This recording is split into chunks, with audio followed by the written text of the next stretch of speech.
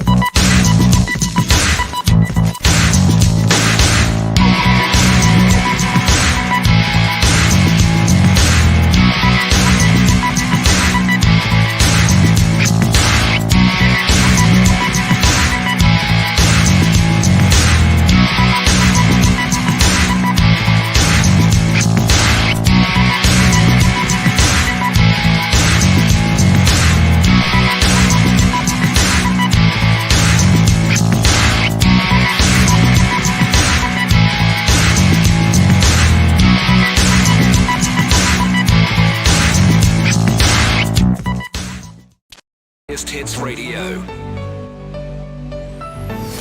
And now, the forerunner to Facebook, where your words tell 1,000 Instagrams. Use your phone for making that call. And get talking across the northeast, please. Because this is Night Owls with Alan Robson.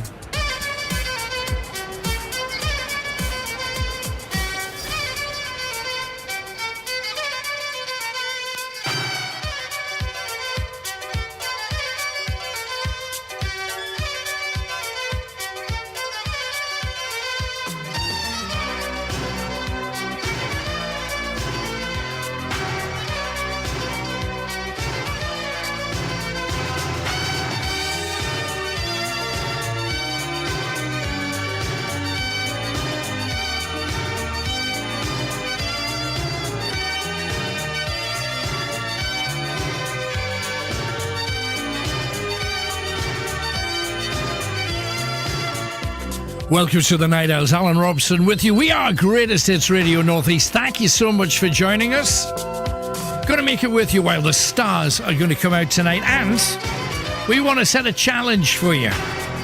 What's the best bargain you've ever had? Best and worst bargain. I want to hear your bargains, things that you've got that you can't believe you only paid that for. Things maybe you made a huge profit on.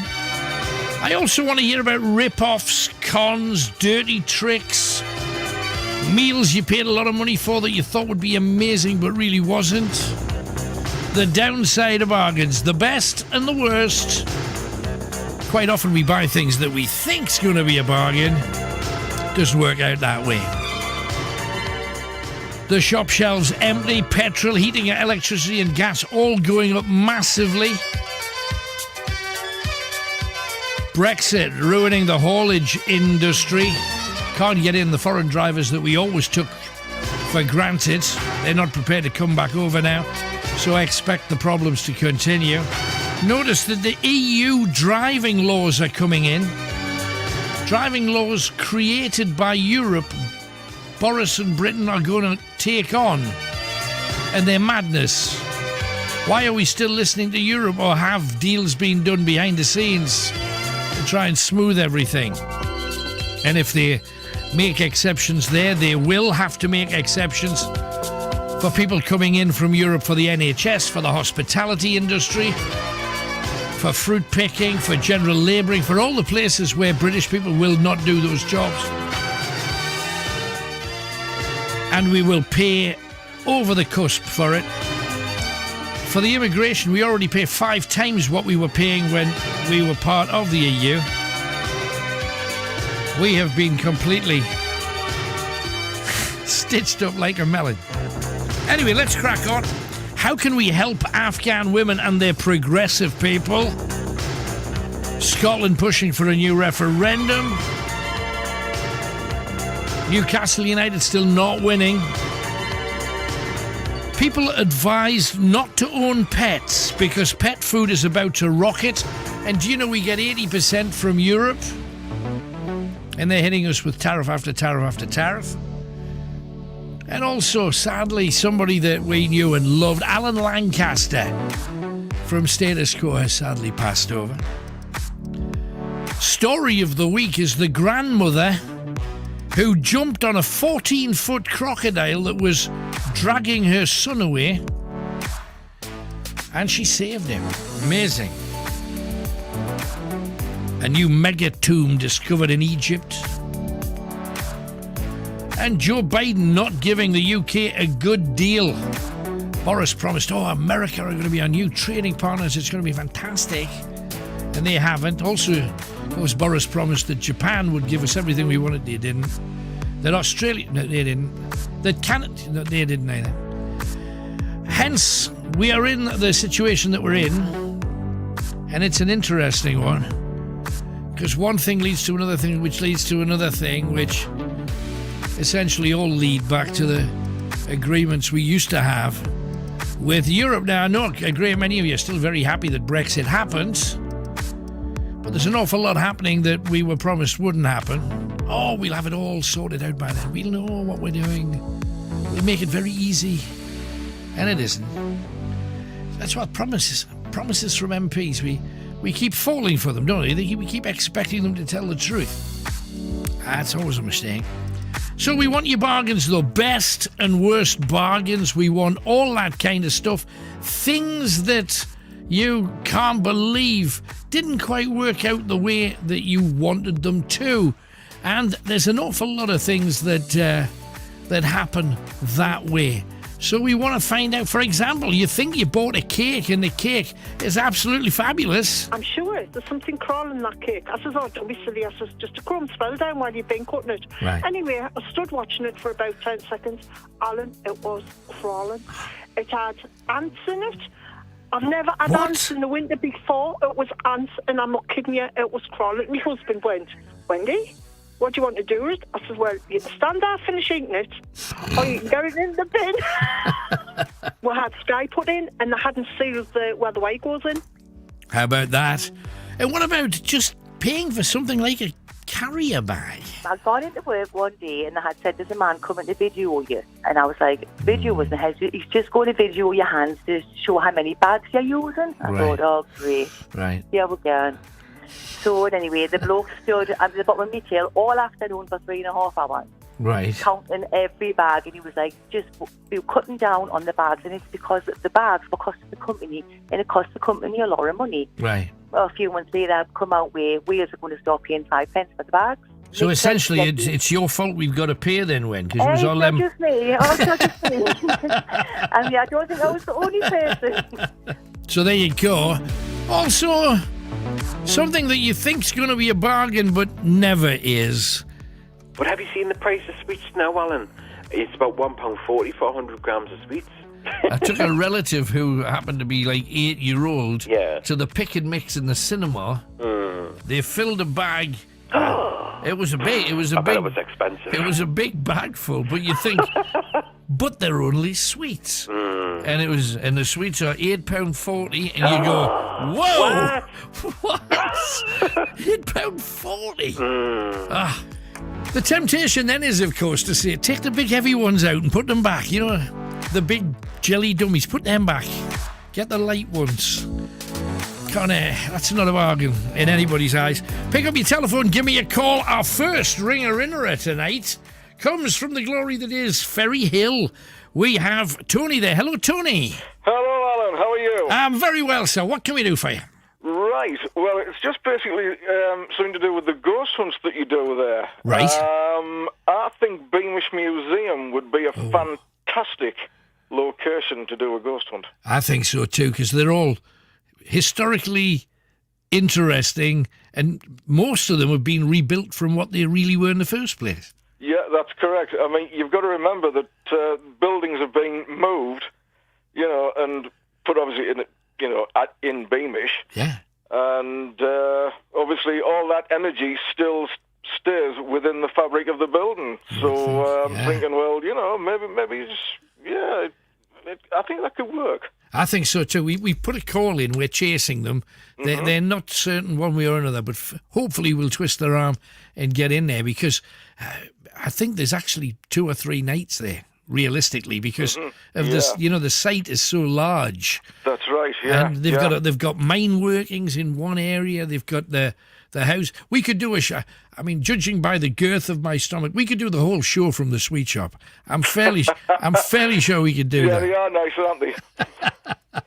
Well, just they're old school, aren't they? That's the thing. Well, this is it, yeah. And I mean, also, you've got the pub there, the Sun Inn, which I think used to be in High Bongott in Bishop Auckland. I'm pretty sure it did. Yeah. And that was my grand's favourite pub. Give over. And I've even sat in the same place where she used to sit. Rebuilt. Mm-hmm. Right. Yeah, absolutely. Yeah. Absolutely. How great is that?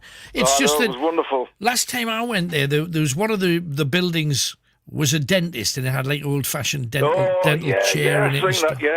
And if that was the original old-fashioned dentist, remembering that dentists, before they were just dentists, were doctors. Mhm, that that's just correct. happened to Yeah, pull yeah. teeth as well. So, I mean, that whole building would have a heck of a story to tell, I'm sure. Oh, I mean, some of the objects as well that probably still hold the energy. You know, It's just, you know how unpleasant drilling, whatever drill, there's two drills. There's the low, there's that that's one, right. and then Yeah. there's the, there's, but that's now, that's right. and they're terrifying. However, back in the day, and I'm going back like 100 years, yeah. the dentist was peddling to make Yeah, the that's right. They used to to make, use like this. Well, I don't know what it was really, but I mean, they have to so like pump away there with a foot and get the drill up to the highest speed, and I bet it must have been. Oh, can you terrible. imagine though if you had an old, and no disrespect to people of age, but if you had an old dentist, because if anybody was going to drill my teeth back then, I'd want somebody the speed of Chris Hoyle, Yeah, that's come on, right. keep peddling, get it. I'll get a nurse on there. Do you know what I mean? Yeah. You don't want somebody with arthritis going, oh, it's not going well today. No, that wouldn't do at all. Would it? That's fascinating, though, because the further back you go, you realise that even people trying to look after you That's right. are absolutely. hurting, tend to be hurting you. You know, that's the thing. Oh, but no, it's a good shout. Absolutely good shout, Tony. Anything else while you're on? Well, just to say, I mean, also as well at Beamish, they've got the the Masons Hall, Yes. and my late father-in-law was actually the Freemasons. So yeah. Wow. So do you still have his pinny and the noose around his neck and all the other accoutrements? No, we don't. When he passed away there in 2005, Right. my wife actually sent back the All the stuff like to the lodge. It just Right. felt sort of the right thing to do. well, that's funny because we've done a couple from Masonic lodges, and That's right, yes, and we've seen them. They've got rooms in there for existing members, and they've got the robes and all of the bits and pieces from their other members stored in there. And I think that's a lovely thing. It's like passing it down to the next generation. Yeah, exactly. I'm in yeah, favour yeah. of that. No, that's cool. Hey, well, thank you very much, Tony. Great to hear from you. No problem, Alan. Thanks, man. Take care. Okay, thank you. Bye now. Bye-bye. Bye. Now, that is a great shout, isn't it? Now, today was the day for the Children's Cancer Run. We've got John, who is in Heaton. Hi, John. Hello, how are you doing? I'm good. Were you at it? Were you doing it? What was the crack? Yes, I was doing it, correct. It's something that I do every year.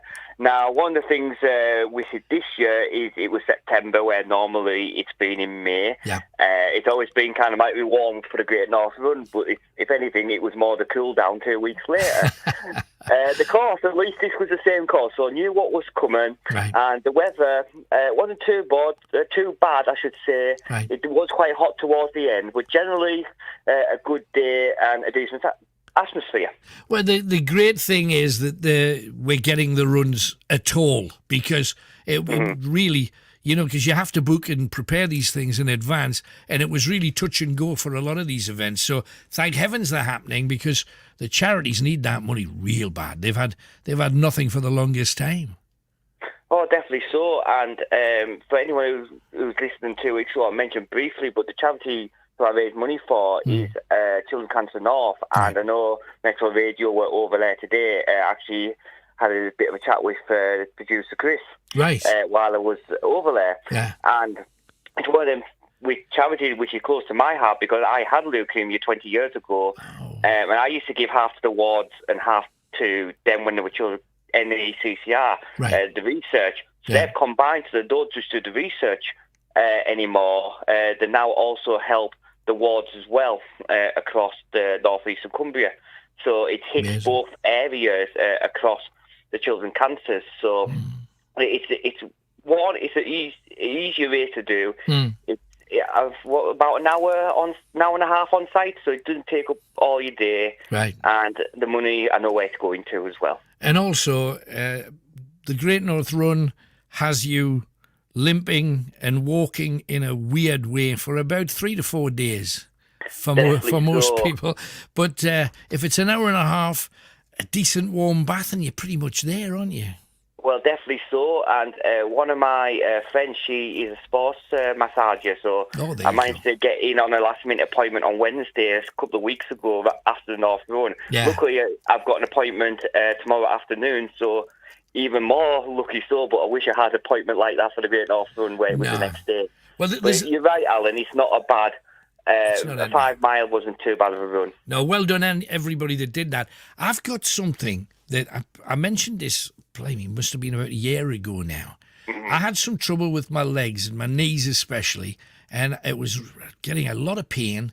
And there was one knee in particular, one leg that you know when you just know it's not right. You don't know what it is, but it's not right. Went to see the docs, well, as best you could from a distance. You know, we'll see you down a Zoom. Okay, there's my leg. You know, like, what are they going to do? However, friend of mine recommended this thing called Devil's Claw. Now, it sounds bad before you even... Let's face it, if it was like Angel's Hand, fair enough, but this is Devil's Claw. Devil's Claw. And I used it, and it literally sets your leg on fire. It's like somebody with a blow lamp burning your skin off. It's horrifically strong. Don't advise anybody to use it. I've used it for the past 3 days because the walk and the climb that we did on a ghost hunt on Thursday was mountainous. However, I've had it for the last 2 to 3 days. You go in the bath and you scream because it kicks it off again. You go to bed, when the bed warmth builds up, kicks it off again, and you can't have any sheets on it. And then I was told... it's what they use on horses. And I'm thinking, well, why did you recommend it for me? It works for horses. And the funny thing is, it is hugely painful. I mean, screamy painful.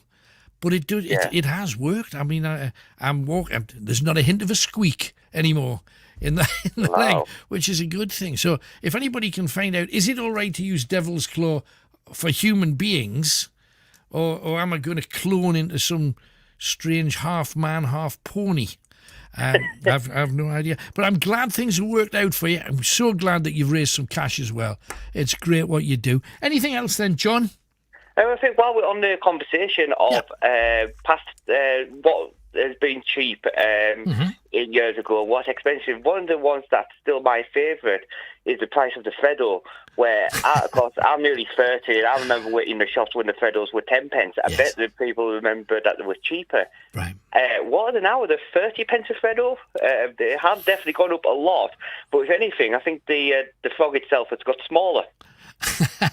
It has. Well, I can remember, you know, you never know whether you're just looking back in your mind's eye with like rose-coloured glasses on. I understand that. But I remember when I was little, and I know I was physically smaller, obviously, but I remember when you got a wagon wheel. It was like a wagon wheel. You could drive, with this thing. Now it's about the size of a hobnob. What happened? That's got to be wrong. Oh, yeah, everything's got smaller and the price increase of either or, and it's like, oh, no, we're keeping the same price, but when you look, it's 5 grams less, or whatever it may be. Yeah. But, yeah, that's definitely something, and if people are looking at the weights, or if they remember it from past, it's definitely a thing that's happening. Even Crunchy's lost a bit of girth and about an inch off the length. You know, it's just... They're taking the mickey. They're just squeezing us for everything they can get. Hey, but lovely talking to you, John. Yes, you Get a nice Alan. rest, man. Thanks for calling. Will do. Speak to you soon. Cheers, mate. Bye-bye. We are Greatest Hits Radio. We have not yet hit you with a hit, so it's about time. Let's hope you have one of these. It's a Stylistics with a funky weekend.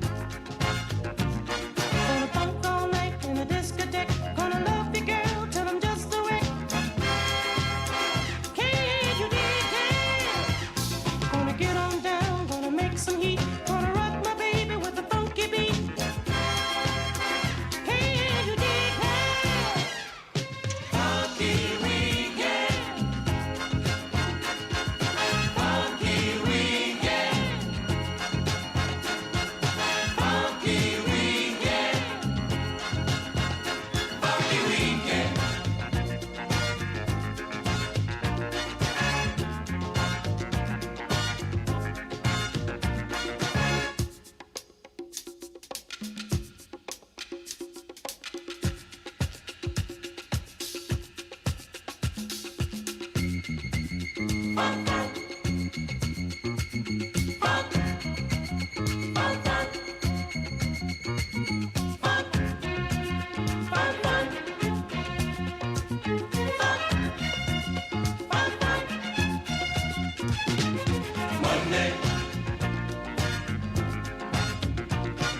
Tuesday, Wednesday,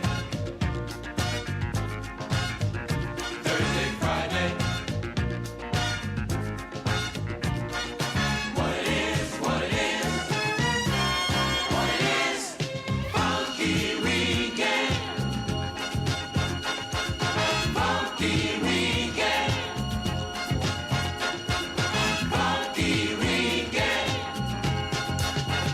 funky weekend, funky weekend. Oh, funky weekend. Oh, funky weekend. Oh, funky weekend. Well, we hope you've had one. Get your calls in. We're taking them a lot thick and fast tonight. So get your name down on our list. 0191 488 3188. Look forward to having a chat with you. Let's get busy.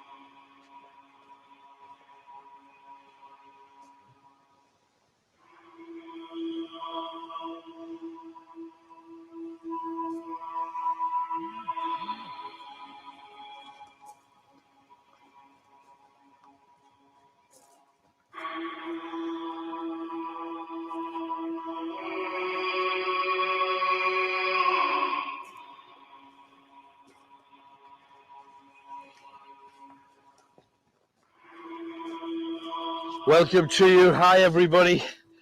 Alan Robson with you, with the team. Of course, Tony and Kenny with me too. Hello. And welcome to another show. This time we are walking in the valley of the bloody River. We got some amazing River stories. Not only that, mining, execution, murder. We have a lot of stuff to tell you about an amazing trail that you guys can come and walk. Walk with us and we'll show you some amazing sights tonight. We are also surrounded by hundreds and hundreds of bats. They're in all directions. You can hear the car. We're not far from the road, but they're here. As soon as I mentioned there's loads of bats, we're not going to see a bat for 10 minutes now. But they were everywhere before. Down here's the valley floor. This whole area used to be a reaver's paradise. It was considered wild land by the state. So reavers, lots of them, lots of different names, Armstrongs, Rowells, there was a lot of different names, but they could come here and live in safety. The pubs and the bars, the taverns that were in Allendale town, just above us, they were full of women of ill repute, and they had bawdy rooms, They gambled. They tried to get rid of a lot of their ill-gotten gains by selling them. Amazing stories. But they were safe here because no one came into the wilds. And those that did paid a heavy penalty. Just saw something weird over there. I don't know what that was. I think there's animals in the air. Big ones too. Big ones too. Look at those trees. Look at them. How creepy is it here? And you see that? There's a kind of... I don't know whether you can see them. With the voice of the North. Greatest Hits Radio. You are with the big one. Talking about many, many things. Now, I am very grateful to, as always, for Craig and Peter Lee. He always knows that at this time of night, I am quite hungry. Because I haven't eaten since it was about 6 o'clock. It's about now that you feel like you should be eating. So what he's done is he's sent in a picture of, oh, look at that dinner. There's carrots, there's turnip, there's cauliflower, roast potatoes, a huge, and I mean a huge Yorkshire pudding. It says, puds cooked in beef dripping. The dinner's slow-cooked beef for 10 hours with buttered turnip, cauliflower. I'm drowning in my own saliva here. And he sent in pictures of both. I don't know whether you're my friend or my enemy, Craig. I haven't worked that out yet. Tony says the media put out a half-truth, and now we have a self-fulfilling prophecy. Morons are now causing a fuel shortage. This is true. And I was aware, and the media are saying, well, who started this? Well, it was the media. The media said, oh, there could be shortages. There could be shortages. We better get to a petrol station. So they get to a petrol station and they cause a shortage. It is absolute madness. But the past year and a half or so have taught us to be super careful and worry about everything. Oh, hang on a second. Suzanne has sent the thing in about devil's claw muscle and joint pain. Traditional herbal relief for muscle and joint pain. But it doesn't. I notice it does say, sorry, this product is currently not available. But it is there. It's out of stock. I wonder why. That's a burning question. Sue, trust me, if you use it with a pinhead amount. I made the mistake at the very beginning of just scooping it out of my hand and giving it like 6-0. And front of the knee was all right. The back of the knee, where the skin's thinner. Oh, my goodness. It was just, whoa. Anyway, let's go talk to people. That's what we're about. Our next caller in is Dan, who's in South Shields. Hi, Dan. Hello, Alan, you all right? Yes, champion, mate. What are you talking about?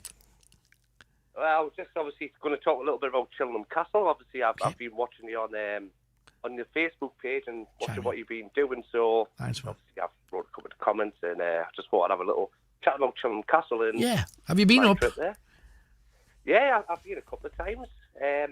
The first time I went, I stopped in the Lookout, and I've been again recently and stopped in the Lancia. Right. But I'm hoping to go again next year with my mate Jammy and stop again because I thought it was absolutely fantastic, to be honest. Did you get anything, or was it just cool being in a place like that?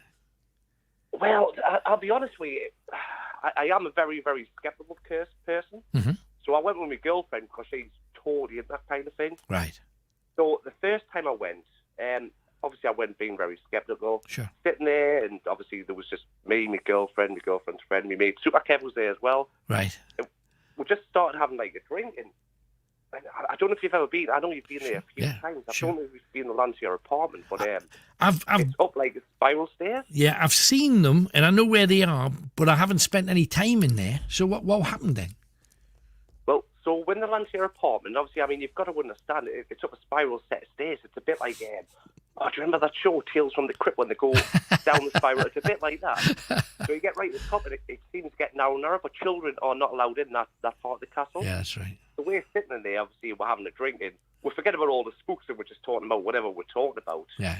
And we hear children laughing just outside the door. Oh. And we're like, but remember, I'm very, very sceptical, and I was like, really, I know children aren't allowed there, so I was thinking, have they got a recording just to try and scare people? Or it was just a very, very strange atmosphere. It was nice, though.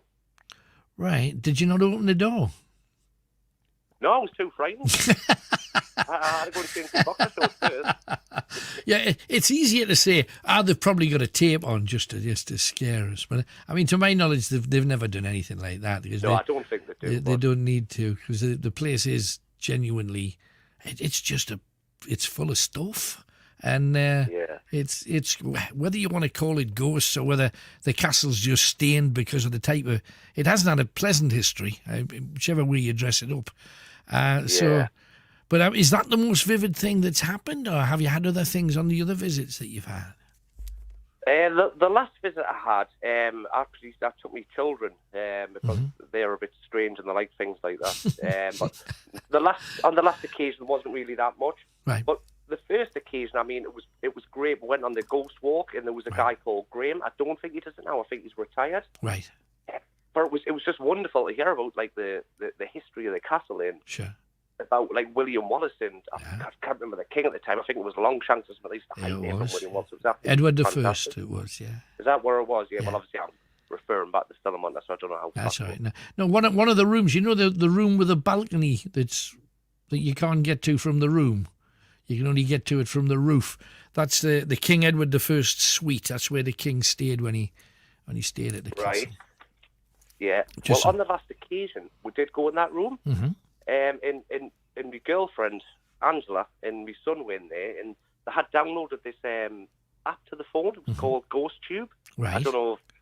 And what they were doing, they were asking out questions. This was during the day though. Right. And what came on this was Neil. You know, like Neil down, like Neil. Right. And they said that they heard like a guy with like armor on, if you know what I mean. So it was like a bit of clinging. Right. And they heard someone and they felt presence of someone walking past them wearing armor. Wow. Well, I wasn't there at the time. I didn't, but this is obviously what they have told us. So I thought that was very strange. Yeah, definitely. It's just good that you get into it, even if you are a bit skeptical. I just think you need to either see or experience something yourself, otherwise you stay skeptical, and that's the right way to be. Question everything. Yeah. Well, I am very, very skeptical. I mean, I've told a few people. I mean, my girlfriend's dad, Danger Dave, they call him. He's very, very skeptical. I've told him about it. Right. But he just put a block me straight away. But I mean, why is he called Danger Dave? Explain Danger Dave to me. How dangerous is he? It's a really, really funny story, Alan. One night he was sitting having his tea in Whitley Bay. Right. I thought it was probably salmon, to be honest. And he just made it up while he was having his tea. That's it. Yeah. I thought it was quite interesting. The most dangerous thing about that is he might get a bone. You know, that's about it. He would have got his salmon from Sainsbury's. It would have been fully filtered. Oh, he's that sort. Is he? He's a Waitrose Sainsbury. Yeah. I'm an Aldi. Good man. Great hearing from you, Dan. Thanks for coming on, man. I was dragged up in South Shields. I'll go to Aldi. Good man. Thanks for coming on. Take it easy. Bye-bye. So there's Dan in South Shields. Nothing wrong with Aldi. Get on me veg there. 0191 488 3188.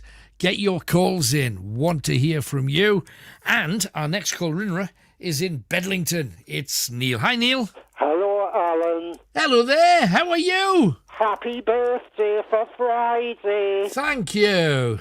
Good of Many you. happy returns. Thank you, man. Appreciate it. Well, it's your birthday too. Happy birthday to you. The 26th of May this year, Alan. That's 26th of May. But you weren't on at the time that you were having a birthday. Friday, happy birthday to your wife, Jennifer. I've remembered. That's lovely. Thank you. That's sweet.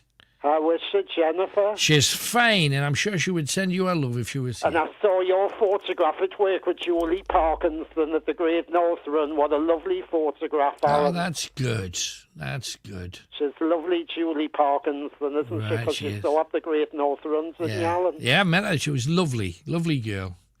Yes, because I tell you who's just had a baby, Alan, Princess Beatrice. That's right. A little girl, 11 pounds, 2 ounces. I do not know what they call it. There's still not no name yet, Alan. Right. I don't know the name either. And I enjoyed the US Open and all, didn't Emma? Did well in the US Open to go all the way at 18. She played well, She was amazing. I know how much you like your tennis, Neil. But Emma won this year and she was great, Alan. Emma. She was. What happened to Murray then? I don't know, but I'll tell you what, Djokovic didn't get the calendar slam. He got beat off Daniel Medvedev. There you go. Amazing. So I've enjoyed it, Alan. I had a good weekend and all its respite. I've been all over Cramlington and Blythe looking for a Polaroid DVD plug for me Switch, because the one I've got, the wire's coming away, Alan, and it's dangerous. I cannot use that. So wait, can you not get one from like Curry's or something, like these computer shops? Curry's, where we've never been in there because we were in Wilkinson's on Saturday, we went to August. Right, went I to see. Everywhere side, because we couldn't get a one. I might have to get a one online. That's Alan. a clot, isn't it, though? Unless Placky Bag's got a one on Wednesday, I'll have to find out when I go to work. What a shame. Well, I'm sure you'll get one, Neil. No problem, man. No problem. So I've had a lovely dinner today. On Friday, I had gammon and the cauliflower cheese and the mashed potato. I had chicken curry last night and the poppadoms, and today I've had belly pork for me dinner today as well, and the lovely rice pudding she Yes, made. spoilt, Neil. I'm very, very jealous. You eat really well, don't you? My goodness. Yes, this year's flown, Alan. Christmas is on a Saturday this year. I know, it's hard to believe, isn't it? And Christmas Eve's the Friday, New Year's Eve's the Friday. Yeah. Amazing. Hey, well, just have a lovely week. Yes, I've had a lovely week. And I like talking to you, Alan, so I still miss you through the week, Alan. And I bet Jeannie's on the Wednesday, because I used to love listening to her on the radio. No, sometimes she's on the queue and we try and get her on, but sometimes we can and sometimes we can't. But lovely to hear from you, Neil. Say me hellos, Alan. Go on, say your hellos then. Yeah, of course.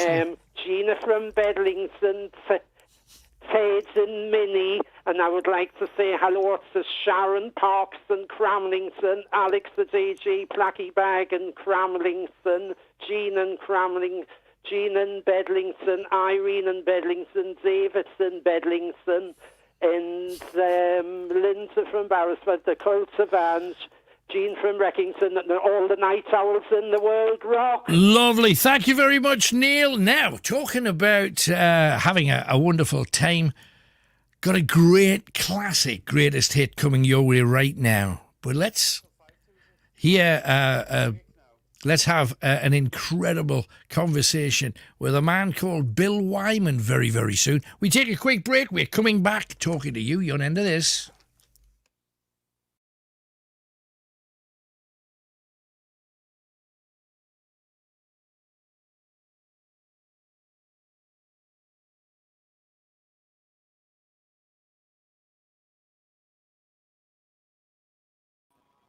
Can you see it? Can you see it on You can camera? see bits flying into it. It looks like dust almost. Yeah. But it's dry. And we can't explain what it is. Absolutely. Oh, look at that.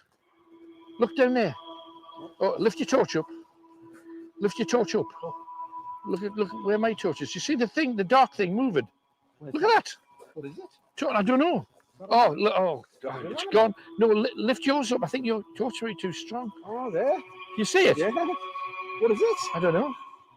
Looks like just a dark. It's almost. If I said, is that man-shaped? There, like that. Would you say it's man-shaped? I wouldn't have said it was. No. There's like a shadowy thing. Whoa. Oh, that's cool.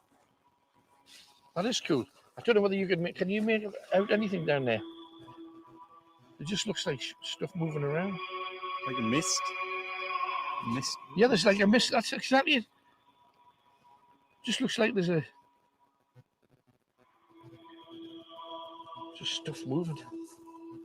Weird. What a start. Oh. There's also all kinds. I remember the last time I was here, there was all kinds of wildlife that kept flying at me with a torch.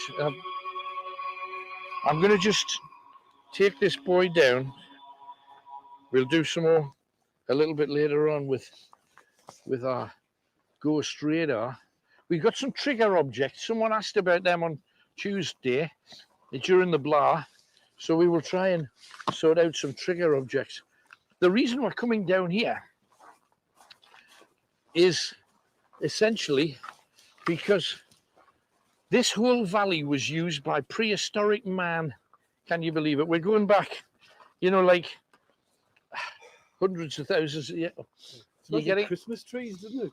You know when you get that Christmas tree smell? Well, that's exactly what that is. Although it's a poorly tree, it doesn't look well. No, absolutely. But no, there was prehistoric people living down here, and they've found all kinds of relics. There's also standing stones not too far from here that you can actually go and see. And if you listen carefully, can you hear that, Kenny, in the distance? What is that? Water, running water, fast running water. That's the reason when the Romans came here, they saw fast flowing water. What do you get in fast flowing water? You get minerals of all different kinds. Yeah. And they discovered lead. Lead was vital to the Roman Empire. They used it on pipe works because they were the first people with plumbing. Yeah. They used it on all kinds of domestic artifacts. It also, they learned techniques using lead that they would benefit when they were making weapons and armor and all that kind of stuff. And the best thing about lead's normally a sign that there's some silver about. Right. So they found silver here too, and they were digging about, but they built lead mines. Now, I mentioned this on a previous ghost hunt, and it is blimey. What the hell's going on down here? Tony, you've got to come and have a look at this, man. There's stuff moving around the trees. You mentioned mist before, Tony. Mm-hmm. Look in the distance there. Can you see mist again? Just look at it. Definitely. You must be able to pick that up. Kenny, come over here and light up this. Right. It just looks like this. In the distance, there's loads of mist. That's better. Yeah. The voice of the North. Alan Robson's Night Owls. The phone-in that gets you talking. Greatest Hits Radio. Now, we were talking about bargains earlier on, whether you've had them or whether they have not worked out to be the bargain you thought. Darren from Anitsford on that very tack. Hi, Darren. You all right, mate? Yes, good. What's your story then? Do you remember CNAs from the Toon? Yes, absolutely. On Northumberland Street. I always remember once going in there, and it was like, obviously, when it was still open, but I got a pair of chinos for £1. What? For £1, aye. That's ridiculous. They were selling them up for £1. It was unreal. Why were they selling them off for £1? Because at the time, chinos were the thing. Everybody had to have chinos. Yeah, everybody had them, aye. They were grey. Right. Oh, because everybody wanted the beige ones. Yeah, so the kind of khaki jungle look was what was happening, wasn't it? Yeah. So I got mine. I was size 30 then, though, in weight. Right. I'm not going to tell you what I am now, though. Well, you can always blame the lockdown. Everybody seems to be, so you I'd still be a 30 if it wasn't with a lockdown. Saying it was a long time ago. I can't blame the lockdown. But that's got to be a bargain, though. The thing that I noticed, I was in for a friend of mine said, "Will you go in and get me money back for this thing from Primark?" I'd never been in Primark before. Have you seen Primark? You can get a wardrobe of clothes for about £1.30. It's ridiculous. And you can get lost in there now because it's that big. And also, there's people not bothering with dressing rooms. They're just trying it on and hiding them in all directions. It's bizarre. But I'll be saying that. but no, £1 for a pair of chinos is stunning. Absolutely. Can't argue with that. The best bargain ever. Can't argue with it. No, it is absolutely. Anything else then? I know you like the little creepy stuff and all. Oh, yeah. So I used to live in a street from where I used to live. Mm-hmm. And I always remember one night, because my youngest son was in the cot in the same room as us. Right. It's me and my wife. So there was one night where went to bed, and then, you know, when you get a feeling that something's happening. Yeah. I looked out there, I looked towards the cot, and I saw a shadow over the cot of my youngest child. Oh, Whoa. And we had a thing is that, because I didn't believe in this stuff at all. But like she was like, he or she was tucking them in, but the blanket never moved. And that was it straight away. It was like, that's it. So hang on. Out of here. I saw what you think was a woman, because you said a woman first. A woman looked like a woman. A woman took a shadow of a woman, tucking the bairn in, but you don't believe it, but you saw it. I saw it, but the blanket or nothing never moved. Right. The blanket that was on him never moved. Right. So it was like, ooh. But that's not the oldest weirdest thing that's ever happened either, I mean, because No, it's cool, because, I mean, if you think about it, we're told that energy's attracted to new life because it's obviously full of new energy. Oh, yeah. So, yeah, I could see something like that happening. The weirdest thing is that not long after that, when we moved houses, we started getting like a sweet smell, like flowers all the time through the house. Right. But there was no flowers in the house. Yeah, but you got to remember, the older generation, especially like Nana's generation, they always kept little bags of lavender in all of their drawers to keep the clothes smelling of flowers and stuff. Could have been something like that. But these were like fresh flowers, and I wasn't like potpourri or nothing like that. It was like fresh flowers, proper flowers, and it's wow. So anyway, we moved again, and it seems to be still doing. I don't believe it, but we moved again. I know. The thing is, he's now 23-year-old. Oh, whoa. Well, you've done well. Hey, good on you. Thanks for coming on, Das. Good man. Take it easy. Cheers, mate. Bye-bye. There's Darren. Bargains and stuff he doesn't believe in. But he moved again. And time for a quick piece of music, and then we've got Alison, I think, coming up very, very soon indeed. But we mentioned before, superstars. This is an absolute superstar. My conversation with Bill Wyman from the Rolling Stones about, well, his younger days, basically. You get up to your kind of teens, the war's over, you're in this new world that's being kind of rebuilt. Yeah, and I was difficult times. I went to grammar school as well. I was lucky to get out. I was in a class of 52. Right. Up to the age of 11, and 2 boys and 1 girl got through.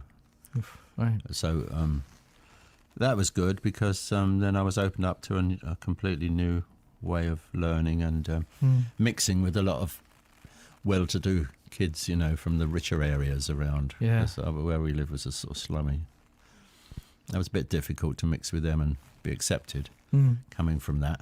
Yeah. It was very difficult living in the slummy area and coming home from school in a uniform and getting bricks thrown at you for being cocky or flash. Yeah. Yeah, you were sort of in the middle. You know, you couldn't quite. You're getting it from both sides. Yeah, because you had to talk posh at school, and then if you talk posh when you went home, you get beaten home. up. Yeah, even my dad used to say, "Don't ever forget your working class. Don't try to get any higher," you know. So it was quite difficult. That's why I live with my grandmother quite a lot. Right. And she taught me about reading, and when I was very young, you know. So when I first went to school, I knew my... Got ahead of the game. Yeah, I knew my up to 4 times tables. I knew my alphabet. I knew it backwards. I knew lots of things. And she was very well read. And she introduced me to all books like Robert Louis Stevenson's Kidnapped, and, you know, The Last of the Mohicans she had, and loads of books she used to read to me. And did you well? Yeah, she was like my mother. Yeah, she did you well.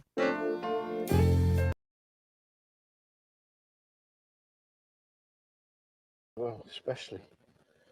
I think we're going to have to double up to see stuff here. It's really dark, isn't it? Absolutely.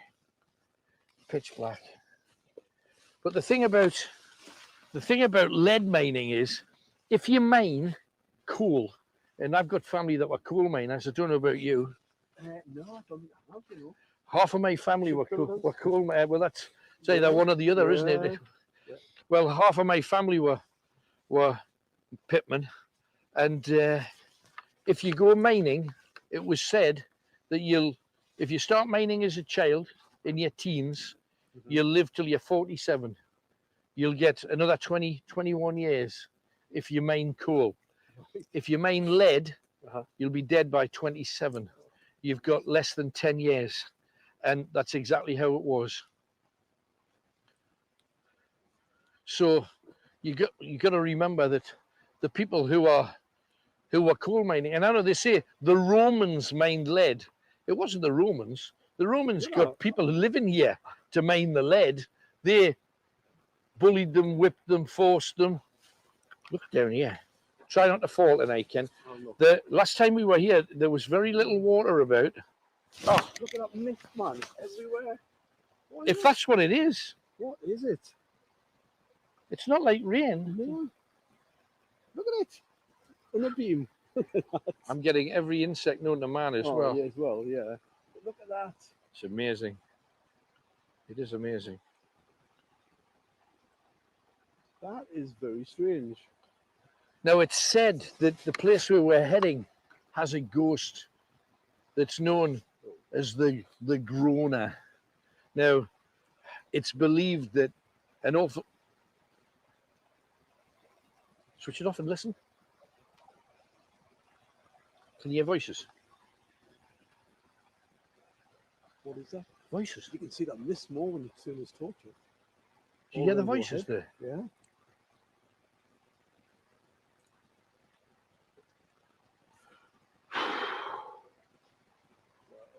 Oh! So what was that? Did you see that? What was it? Now, a listener on the Blah sent in a thing from Horton Cemetery where that thing moved across the grass. Do you remember, Tony? Oh, yeah. I've just seen exactly the same thing, but a black thing just went like that. Just like across Almost like a swoop. But it wasn't, it was a black thing. Yeah. Did you see that? I saw it, yeah. I saw something straight away. What the hell was that?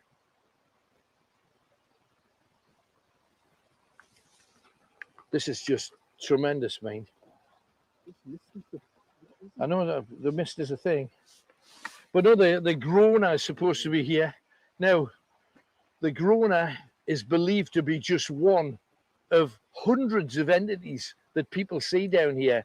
And it's the people who have died who worked in the lead mines. I mentioned that most of them were dead by 27. They were, but they could also even take it home. You know, if a man worked in a lead mine, then he comes home with all of his clothes on, with all of the lead dust. Yeah. Then the woman washes the clothes with the lead dust, takes it into her system.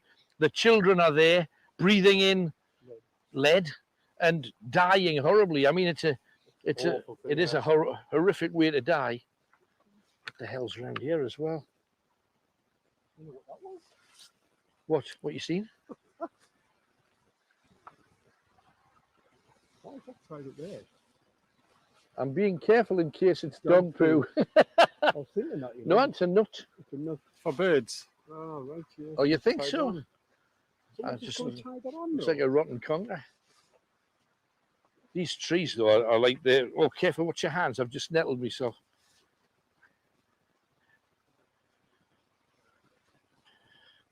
So the way you die with lead is very, very nasty.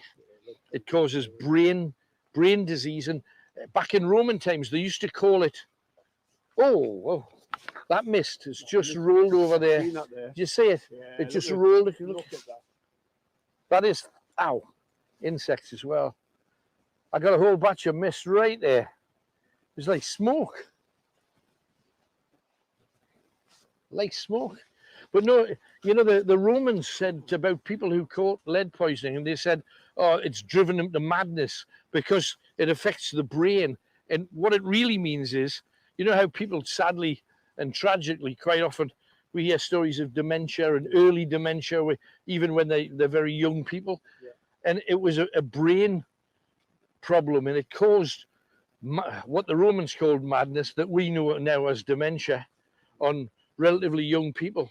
And it stopped them being able to wee. And if they did wee, they were peeing blood. Their kidneys would stop, their lungs would stop.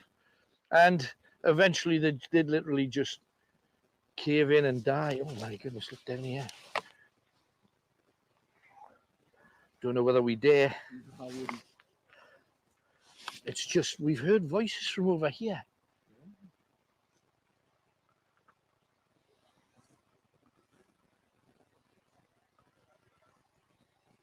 Just look at that. Yeah, stuff there. Sorry? I can hear stuff there. Yeah, listen. Voices, Johnny.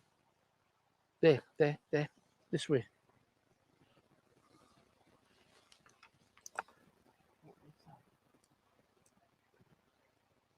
If there's anybody about, speak to us.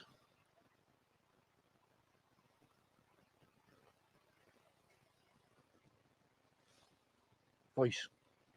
You see people? We can hear voice. And I don't know at home whether you're hearing them. If you are, tell us. Let us know. I can hear the babbling of the river, obviously, but it's more than I know. You're still fascinated with it. It's not wet. No, I know. I can't explain it.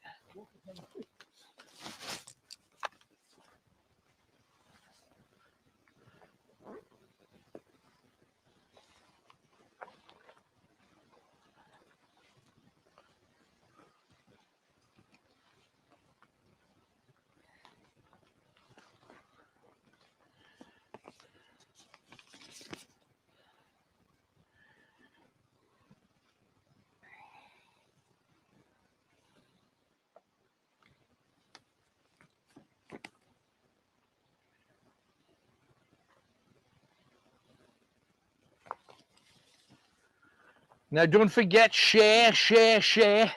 Please share as much as you possibly can, and you'll win yourself a goodie bag, and you'll also get one of our near legendary Night Owl badges. Now, there's another ghost here. His name is Beaumont, Wentworth Beaumont. Now, the Beaumonts still own all of this land, but if you go back into the late 1800s, Wentworth Beaumont apparently refused to go down any of the lead mines that he owned. Yeah, that's voices there. Voices screaming. I heard a scream. It came from over there. Now, we're just picking stuff up here. Wentworth Beaumont's ghost is supposed to be here. And the reason was he refused to go down the mine that he sent people. And he was more keen on profit than the human life that he was asking to go down and suffer all of those horrible things. And it said that fate had dictated that when he died, and he died somewhere like Wakefield, I think, in Yorkshire, but it said that it was decreed by fate that his spirit would be forced to come back and spend some time in this long corridor, this long main entrance that has water running down it. And that's where he's supposed to be moving up and down, and he can't escape this area. People in chat heard that Scream. cry, yeah. There's a scream. I know, I heard it. I thought it came from over this way. You see where that tree? You see that fallen tree, Kenny? Yeah, this one. Yeah. It came from kind of over that direction. Now, the reality would be, back in the day when people were mining here, the Romans would make sure that they did their day's work, otherwise they'd take it out on them. You know, they didn't mess around. And it's down here. Let's crack on. We've got a lot to see. But down here is where, I hope we get more. We've seen it. That black thing, you know how we saw it? Yeah. And then the listeners, the viewers, careful, man. Do you remember how they caught it on camera? Yeah. I just hope that they did. Oh, what the hell was that? Whoa, right.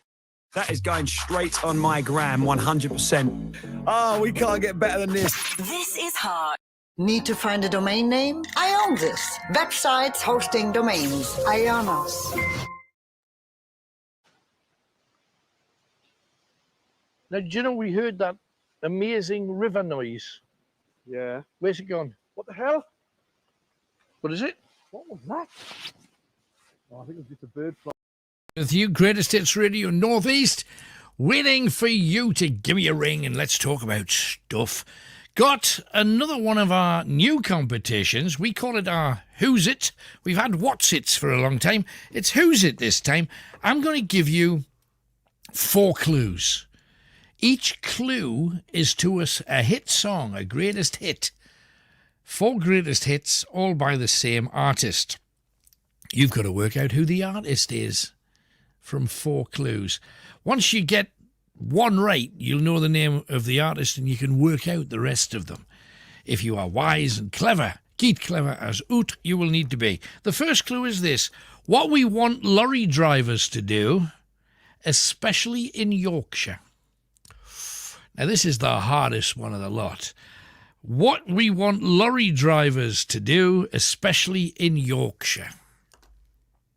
Yeah, that's clue 1. The other 3 will give it away. But the first one, that's a stinker. If you get it from this, you are very, very clever indeed. And you know your greatest hits.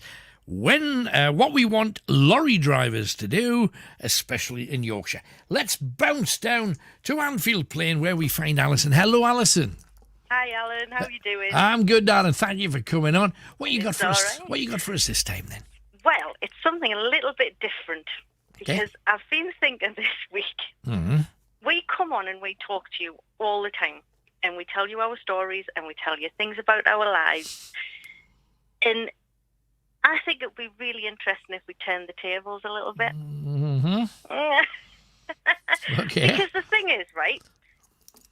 And I think I speak for all the night owls when I say this. I can say this like confidently. We all love you like you're one of our family.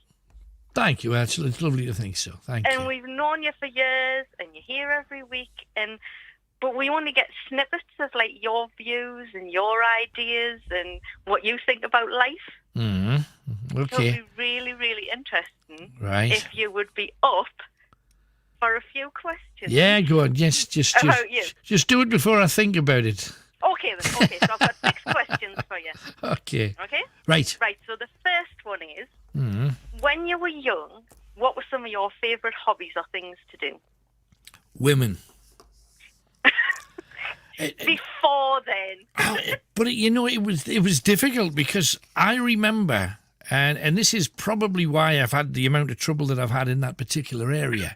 I can remember when I'd be lucky to be 4.5, and I remember fancying this girl. Her name was Elaine, and I can still remember. When you say I really fancied this 4-year-old, it sounds horrific. It sounds horrific. But I was 4 at the time too, so that makes it all right. But I can remember everybody was talking about girlfriends in the street, like the older kids. Yeah. And one of the older kids was 8, and he had a little girlfriend called Alison. And I thought, I'd like a girlfriend. So I bought a lucky bag, and I got a ring, a big plastic ring in the lucky bag. It was plastic. Yeah. It was like gaudy, light blue with a big purple plastic stone in it. Uh-huh. And I remember leaving it on her desk with like a love note saying, I think you're lovely. And she walked in, read it, saw the ring, threw the ring at me and hit me. Oh.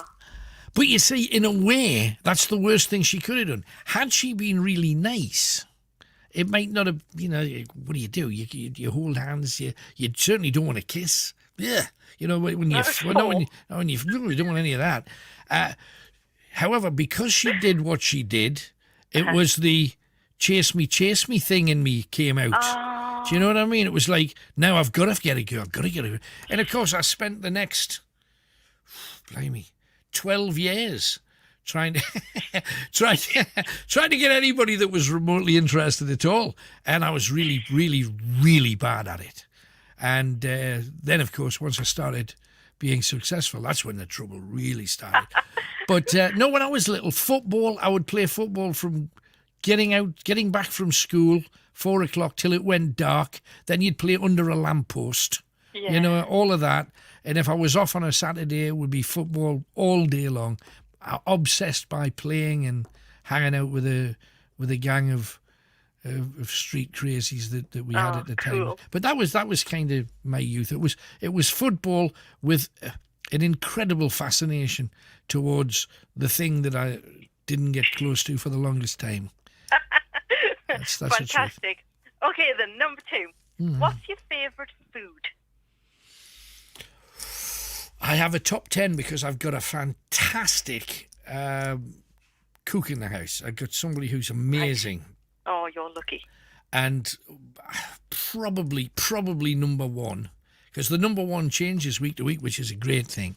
But it's probably chicken tikka with peanut sauce. Oh. But not bought, made. Homemade. Oh, and I had chicken fajitas this week, and it was like, it's Oh, lovely. Sunday dinners. Not that I have them on a Sunday because I'm here, but when I'm at home, I have a Sunday dinner usually on a Thursday or a Friday. Yorkshire puddings, red hot cauliflower, gravy. And then I was introduced to jus, which I'd never come across Right. before. But she sometimes cooks meat with jus, which is like just awesome. It's all the So you're a juices. proper foodie. Well, I wasn't, but I have become that just because I get spoilt with the food that I get at home, which is cool. Oh, that's fantastic. Yeah, it is. Love that one. Yeah, well, it is. It is and it isn't. Because I would be probably the snake-hipped 26-inch waist that I used to have when I was 21, and I'm certainly not that now. I don't know what I am. I don't even want to measure it, but I think I'm about 34, 36. I'm somewhere. Oh, somewhere yeah, around but there. sometimes you just have to do what you enjoy and eat what you want. Yeah, and go on that damn crunch machine every day, trying to get rid of it. It's a nightmare. It's torture. But I've got to do it. But here, don't know what I'd look like if I didn't. So there you go. Scary. I'm sure she feeds you very healthily. Yeah, I just have 2 meals a day, and you think, well, that should be okay. Still isn't. So anyway, like my treats. Okay, then. Okay. Fab. So number 3, Mm-hmm. if I gave you a magic wand right now, Mm-hmm. and it gave you the power to change something in the world apart from this global pandemic stuff, Mm. what would you change and why? Endemic racism. I hate it, loathe it. It disgusts me. I think the people who are racist are the most stupid, ignorant pigs in the world. And how they can't see it is absolutely beyond me. Because I've been lucky enough, and it is a blessing to have been in a job that took you across the world. And again, to say you worked there is pushing it, because it was an absolute pleasure to do stuff. And the people who met you and took you to their homes and sometimes fed you and and genuinely cared for you, every colour under the sun. Yeah. And yet, in my own homeland, you see these half-formed creatures slagging people off, and the people they slag off are usually the ones that work 10 times harder than they ever would. And it really, really, really grinds my gears. Anyway. Oh, that would massively change the world, wouldn't it? Yeah, I would think so. It would. Oh, fantastic answer. Brilliant. Right, number 4. With doing all the ghost hunts that you've done, The hoots. what's been the scariest or creepiest place? I didn't like the cobwebs that I walked into on Pavelia, the Plague Island. That was just horrible.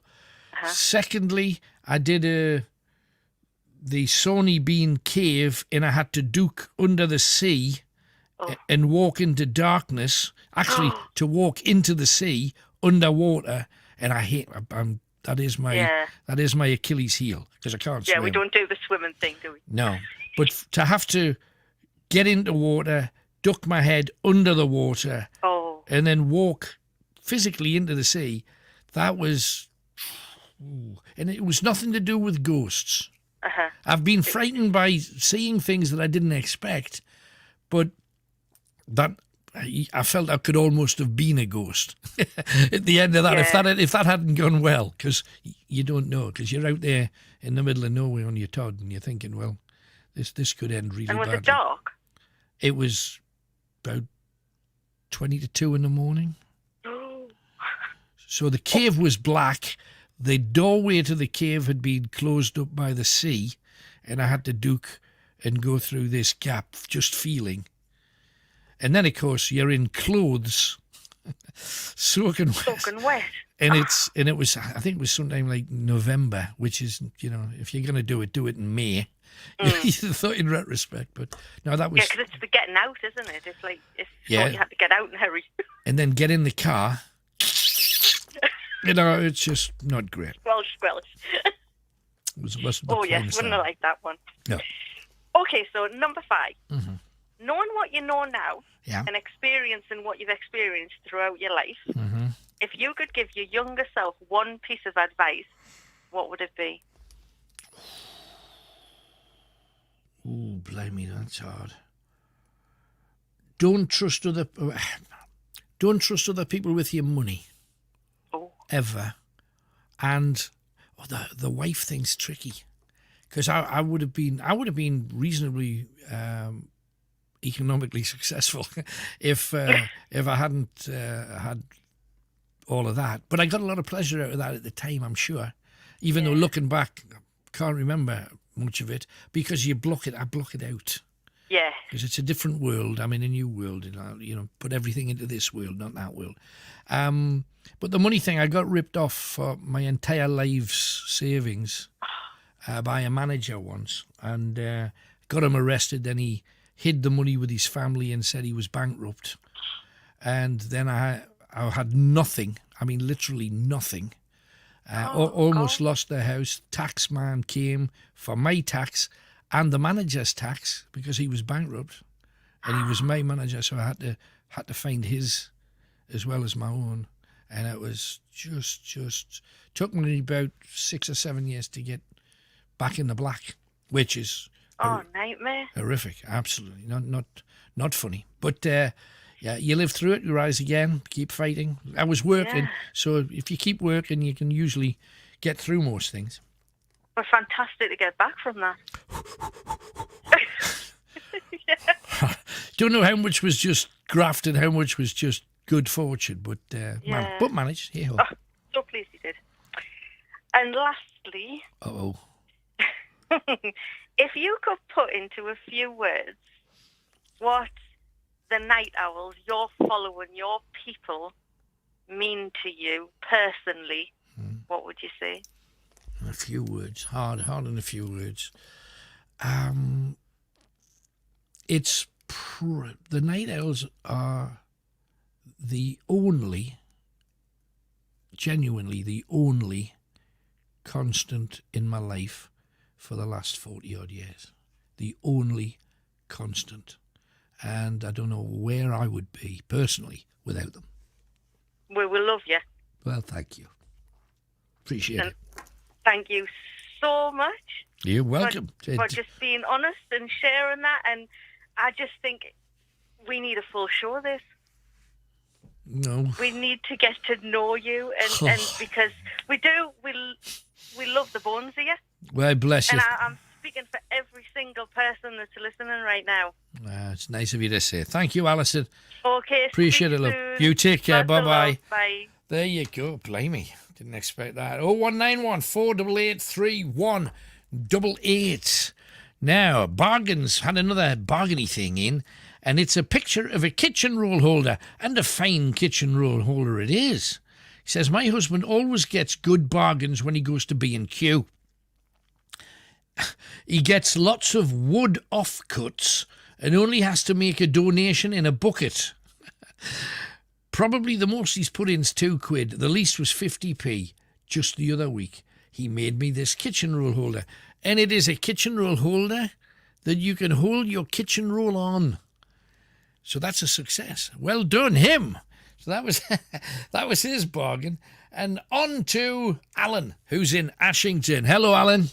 Hello. Hello. How are you? Hi, how you doing? Are you okay? Yeah, I'm okay. I appreciate. You appreciate me, Alan? I'm good to talk to you. What you got for me then? Right. Well, I've been watching your ghost hunts. Right. Been fantastic programs. Thank you. What's Good. the one about when you went into the Chipman. Uh-huh. Yeah? Yeah. Well, I visited that place a few times, and I've had some funny experiences down there myself. Like what? Aye. Well, I was there one night, it was dusk, and I heard horses move. Right. Like hitting the ground, you know, hard, like totally clipped. And they say there was nothing there. It was just a very strange thing. Yeah. I might have to put my speakerphone up on them because it's echoing. Right. Right, 1 second. Right, cheers. Okay. Right, can you hear us now? Yeah, I can hear you much better now. Thank you. We were getting a little bit of like distortion, but fingers All crossed right. this is better. Yeah, I was just wanting to talk about Woodhorn Church in the churchyard. Uh-huh. Well, I grew up just along the road at Newbegin, and my granddad took us there from when I was little. Right. And told us about all the ghosts and the ghostly stories and that. Right. Uh-huh. One of the oldest churches in Northumberland. Yeah. And the two groups with me there. Mm-hmm. Ghost of Thomas Chopin, which was it was a guy that was killed in World War One. Right. A soldier, died in France, and buried in the churchyard. And he's supposed to have been ghostly figure seen him like a man-shaped black figure. Right. Across the churchyard. Uh-huh. And the other story there is the phantom cyclist that passes on the path outside. A phantom cyclist? A phantom cyclist, aye. Wow. Right. He passes the path outside, wearing quick boots, quick clothes, quick helmet. Right. And the people that's actually seen him when they get up to him, he's got like a skeleton face, and right. you see him for a few times. And my granddad told his own stories years ago. Right. And I was all beaten up on him. I mean, I haven't seen anything personally there, Uh-huh. but I've just heard that many stories about it, you know. Right. I thought it might have been a good venue for your growth. No, absolutely. Woodhorn, we've not been up there. Right. We're due, because Woodhorn Colliery's got a great history, and a lot of tragic things happened there too. So it'd be interesting to do. So yeah, we'll put that on the list. Thank you for that. That's great. Anything else, then, Al? I played in a band for years from the northeast, you know. Uh-huh. A band called Broken Spoke. All right. Uh-huh. I played 70s and 80s rock and blues music. Right. And we played at the Narradon House one night. Yeah. And there's some spooky guns on there. Right. Did you get anything? Did you see anything? Hear anything? We didn't see anything, but they smelt a lot. They smelt a lot of sulphur. Right. And my equipment was going on and off all night. It was like a totally weird night. Right? Yeah, sounds queer. Right? Spooky as hell, you know. Hey, good stuff. Hey, well, good to hear from you, Alan. Thank you very much for coming on. Look forward to hearing from you again. Thanks for ringing in. Time for a very quick conversation with another superstar as the stars come out at night on Alan Robson's Night Owls. Greatest Hits Radio Northeast, George Michael. Bit of a perfectionist. Well, I'm a perfectionist in the kind of compulsive, not very good way. Do you know what I mean? But it took a long time because I'm a perfectionist and because I wasn't finding it easy in general. And I think the strange thing about losing your ability to do something, if you've always had the ability to do it, is how it affects the rest of your life.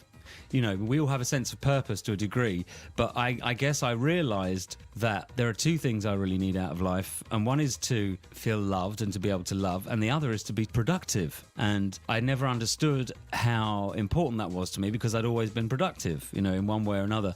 And so now I can actually look at my ability to write songs and be appreciative of it in a way that I never was before it became so difficult, you know.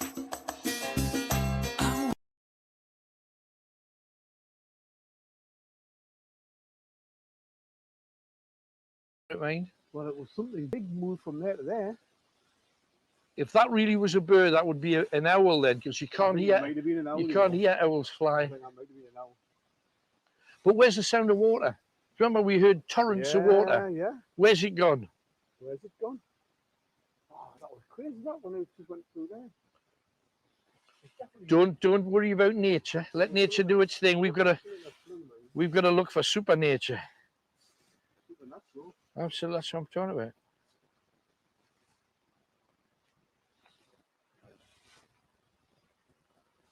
This is incredible, man. This is a hell of a place. What a place to do at night time. Now, if we can just, we're going to switch our torches off. Right. 1, 2, 3. And then, Tony, if you briefly switch yours off, this will be, this is as black as being inside a bear's bottom with its tail down. That's a fact. This is black. You can stick your torch back on now, Tony. You're off. But amazing.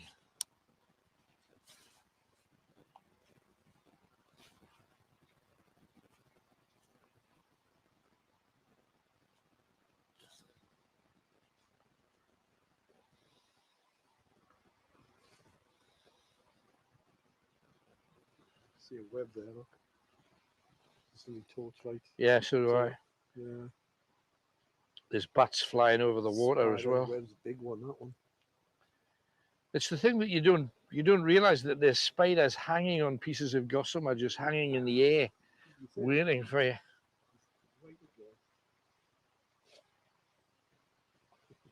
Tony never picked that up on his camera. Come on, we got a lot to get to. We got the mines down here.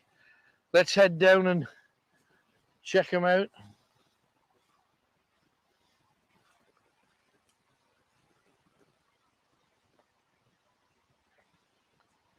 Oh, more bats. They're back again.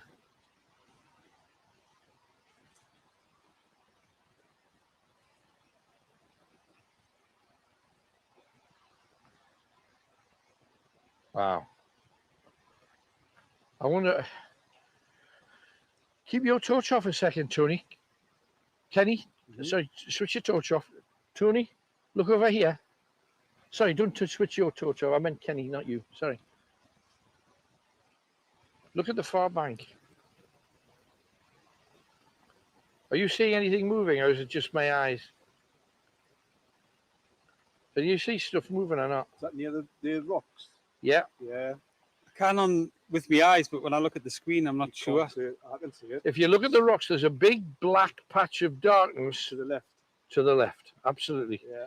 It almost looks like a cave front. Yeah, and yet I does. know There's if I nothing move my there. torch to the left, it's not gonna. And I'll do it now. Yeah. And it's not there anymore. I can't explain that. Oh, there's No, movement there though. was, mine. That was still there. There's a bit of movement. Well, right. Let's rock it. Come on, Ken. Let's get down here. Got a little way to go. Stories in all directions. But don't forget, we need your help to get this out there if you don't mind. Share this video now. It's this video you've got to share. Now, if you share right now, we're going to the Troll Bridge. Now, last time we came down here, we came down early and it was light and it was bright and we couldn't find a troll. The whole troll story I will share with you when we get to the Troll Bridge, which is just, I think that's it there. I think we're nearly there. So share, share, share. Tell everybody, because if you don't believe in trolls, my argument would be, why are trolls almost the national image of probably a 30, 40 countries around the world? Norway, Sweden, Denmark, Finland, Estonia. They all believe in them, absolutely. And I'm going to tell you maybe where that comes from. And there's a bloody nasty story attached to it. But let's head down there. There you see. Now, can you hear that? Near the water now, all right. But it's the same. It's not any busier here than it was up there. There is, yeah. All of a sudden. And we've heard screams already. We've had voices. We've seen a few dark things moving. We had a growl there as I well. heard a growl there. I thought it was your tummy. I thought it was too, but I didn't feel it. No, I heard it. I thought, If it was my tummy, I apologize for it. I didn't feel. You know how normally if you Yeah. hear that you feel it something. I didn't feel anything.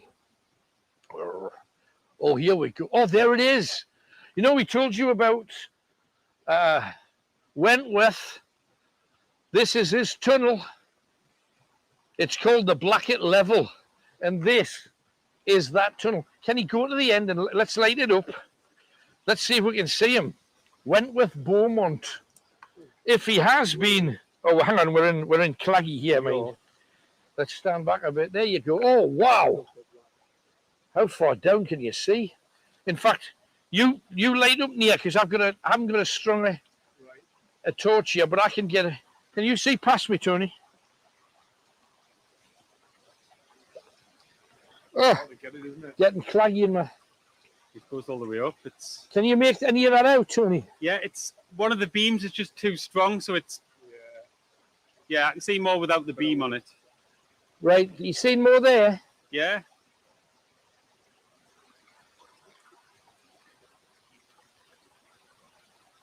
It might just be my eyes, or maybe I just want to see it, but can you not see? Is there not something moving up there? And it said that his spirit is supposed to be trapped in there because he never wanted to go into a tunnel. Right. He never wanted to get wet. He never wanted to experience lead. And this is washing clean the shaft of any water so that the miners down there didn't drown. So this takes all the water out of the lead mine. And when he's supposed to be up there, and it serves him right for the misery that he gave to all those people that were mining lead for him.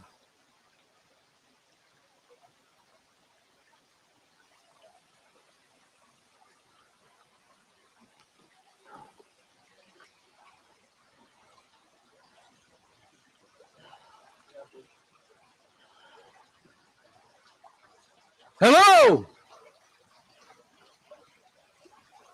Beaumont? Speak to me. You in there? Did you hear anything? Did you hear anything when I said that? Well, you've got the mic. Hopefully it picked up. Oh! Say that again. Kenny, come here. I can hear it from here. Did you hear somebody shouting at the other end? And Robson's Night Owls. The phone-in that gets you talking. Greatest Hits Radio.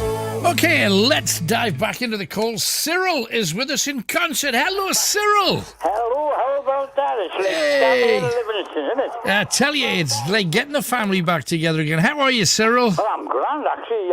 You know, with this COVID, everything's been all apart. And the libraries have just opened again, you know, because Right. they've been shut as well. Well, I mean, the one thing that hasn't been shut's the mountains. Have you been up them? Oh, I'll still go up them. But I was in the library just to say hello to the girls, actually, because I used to go in every day to read their deaths in the Evening Chronicle. Right. And this lady came up to us, she says, she says, are you Cyril that used to be a night owl? She said, I used to love to hear about all your stories. Yeah. Well, I said, I'm not on. Alan's not on now. I said, I wouldn't know how to get in touch with him.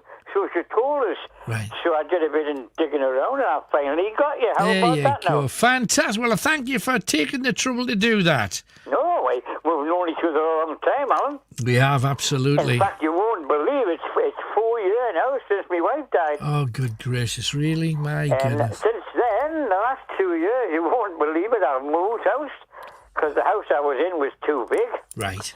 And I just went and saw. I used to go swimming 4 days a week, and this girl at the bath, she says, "Why don't you come where I live?" So she says, "I'm in a lovely flat at Concert." She says, "It's what do they call it? Independent senior living. I think that's what they call it." Right. So I put my name down because I thought, well, my house would be a good house for a family, you know. Sure. And I got it. I said, well, I can't come unless I can take my cat. Oh, she says, you can bring your cat. She says, pets are allowed as long as they're not going outside. You know, she's been an inside cat. Right. So I just did it all. I've got a lovely flat here, Alan. Me little cat, happy as can be.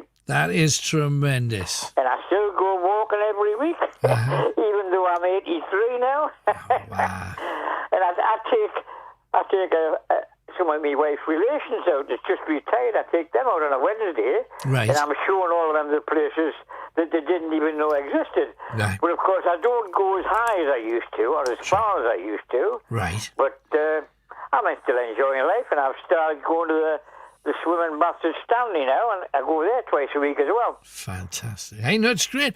Yeah, you've always been the person that I've been jealous of, because you just seem to just keep on going. How do you keep them legs working without needing the devil's claw I was talking about before? Well, I still do the same procedure as I've always done, Alan, when I'm going walking. I know what's happening. I've got the old-fashioned white liniment. I put on my knees and my legs and me everything else on my legs, and then I put my knee bandages on. Right. And make sure I've got my good boots on, and that's it. That's I'm off. done, yeah. And like I say, I said to somebody, I said, I think somebody up there likes me. And the reply came back, well, the devil looks after his own. Because you'll never believe it. My lovely little car that I was coming back from the top end of Weardale in May. Yeah.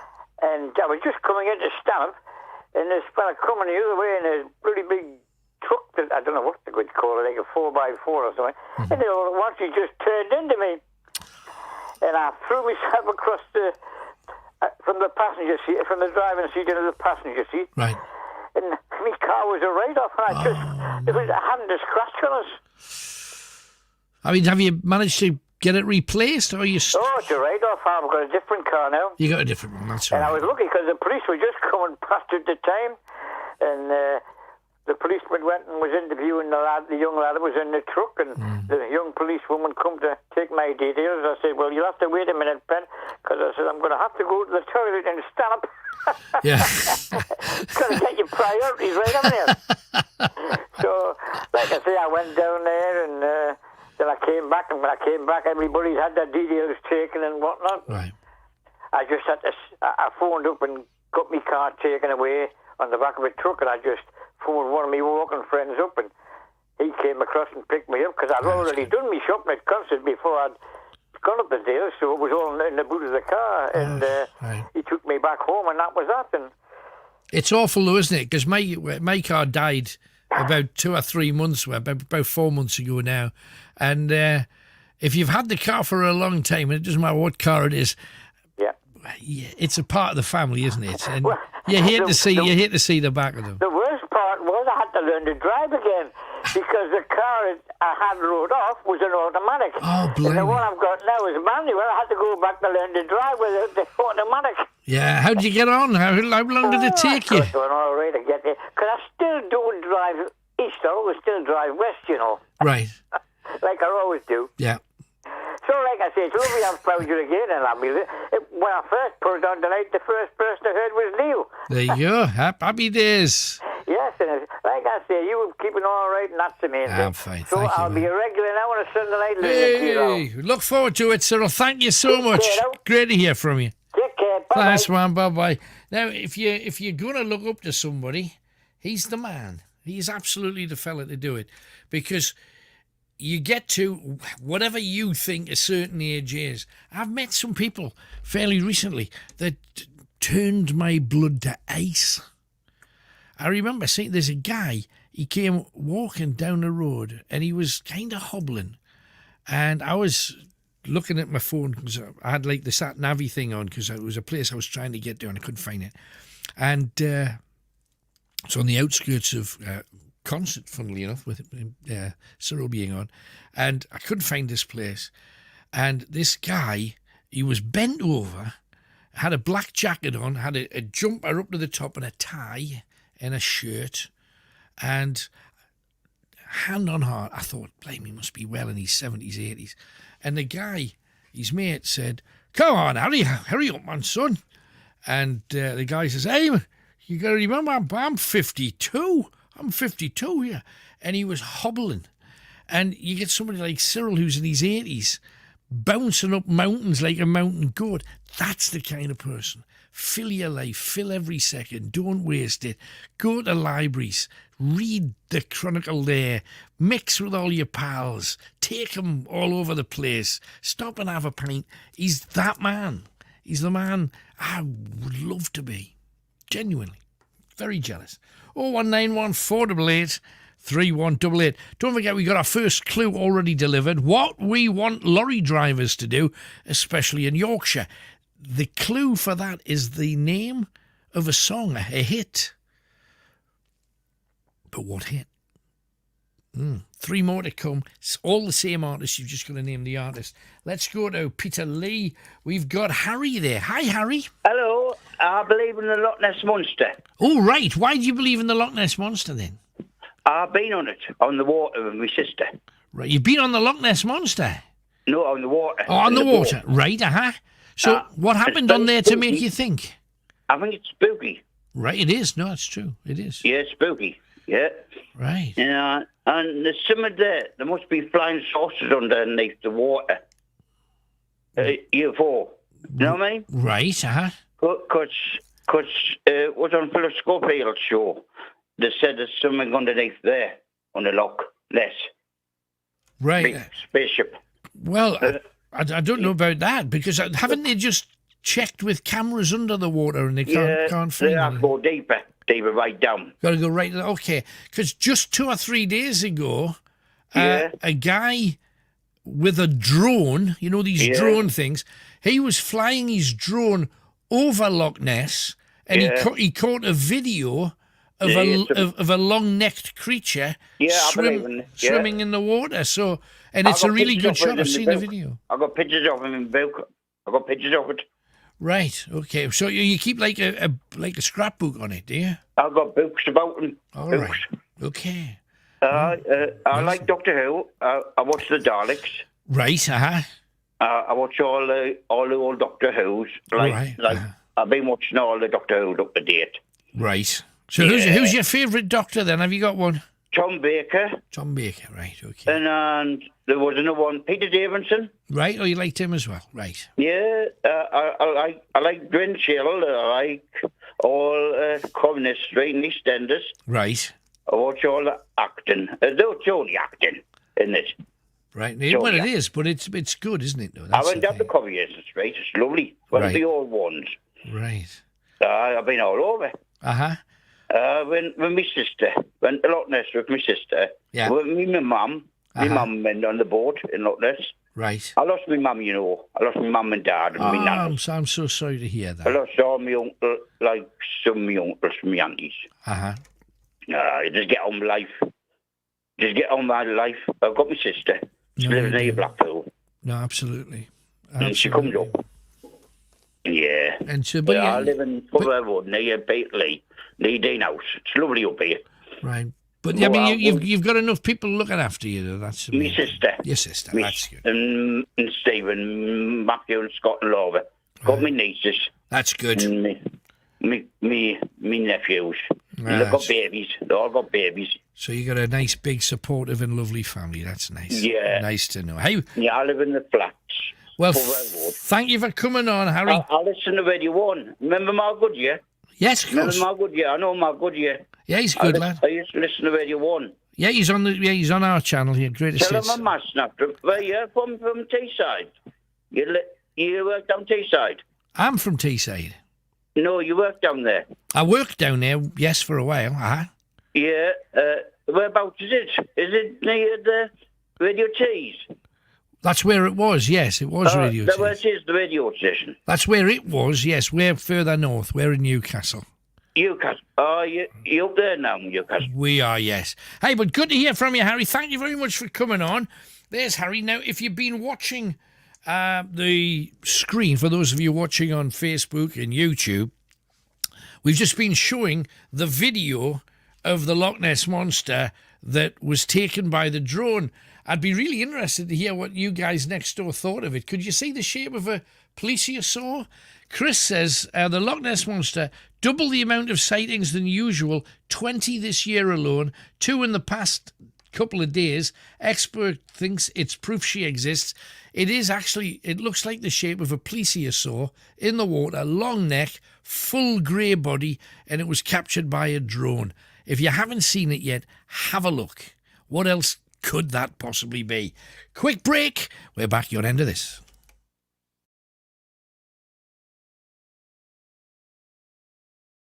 Come on! You getting that? Come on, come on. Show yourself. I can hear you.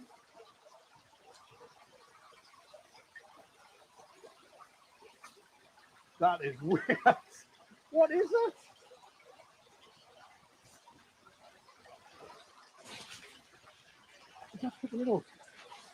Ask people at home if they can hear anything. Yeah, type it in chat if you can see anything or hear anything. It's here. Voices at the Yeah, top. Alan's got the mic on, so I just don't want to risk. No.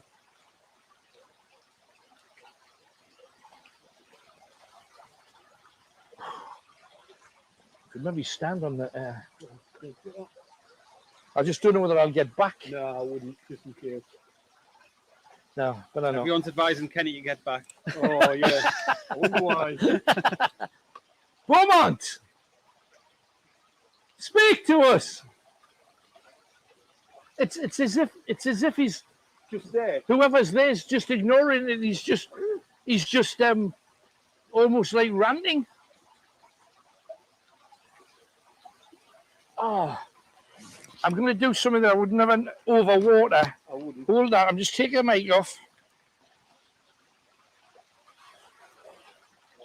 Speak to me, Beaumont!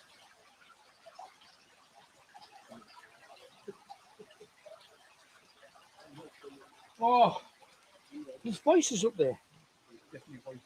Oh. Sorry if you're hearing lots of crackly noises on the microphone. That's me just putting the thing back on here. That's weird. I'll just go in with the camera and see Do. if I can look up there. Sure. If you want to give us some light and people can see. Absolutely properly. not. You might be able to do it from down there, and then I can just try it with Kenny first, and if not, I'll come. just show you right up. You got it? You just show. All right. Showed my shadow as well. Probably need to get that. Yeah. Kenny, can you go back Sure, down the that'll- bottom? Yeah. Cool. And I'll do.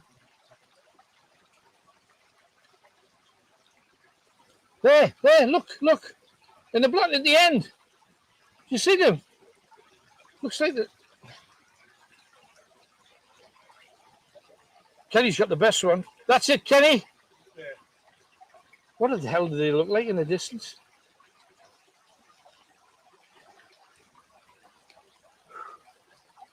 Wild.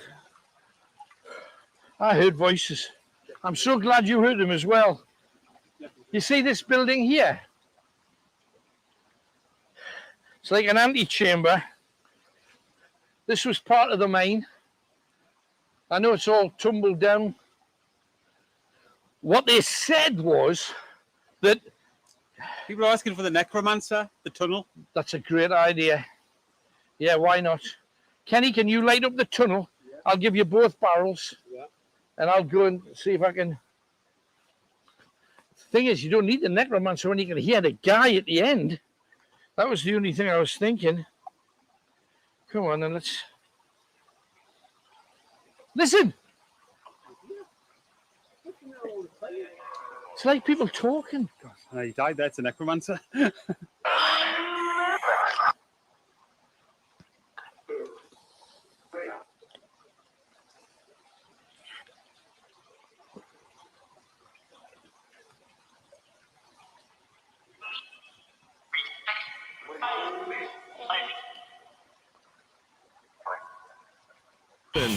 Night Owls.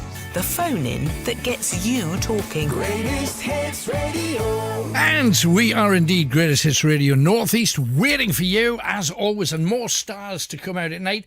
We have Steve and Krista. We did these in two last week, but they're going to follow one after the other, I hear. And they've been up to Chillingham Castle, I think. And it's Steve and Krista. Hello, you two. Hello. Hey, that's it. We've got you both at the same time now. That's wonderful. So what's been happening? Tell us everything. Right. We've went to Chillingham Castle quite a number of times. Right. And we've never met Sir Humphrey. Never. Uh-huh. Always fancied meeting him, Krista especially, but never done it. Right. And I I predicted we would meet him about Thursday. Right. So anyway, Wednesday I was sitting in the cafe downstairs beside the fire, and he came up and I thought, it is. And then he spoke and I thought, it definitely is. Yeah, he's posh. So he says yes, very. So he had a table reserved. He says, "Do you want to join me?" I said, "Oh yeah." So we joined him, and then Krista came back from the ladies' room, and she joined as well. And we were chatting to them for about an hour, I would think. Fantastic. And he seems, just a very pleasant, nice man. He's a nice guy. He's got a wacky streak. And I think we all have. The more you get to know him. Now, one day I was there with a film crew from the BBC. I was doing a TV series for them, and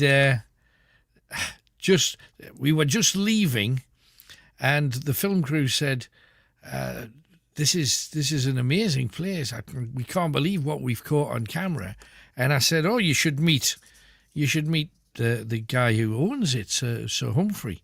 And they said, "Oh, we would love to." And just at that moment, the bushes opened, and Sir Humphrey came riding through the bushes, bareback, on this horse, and did the thing that you would never believe.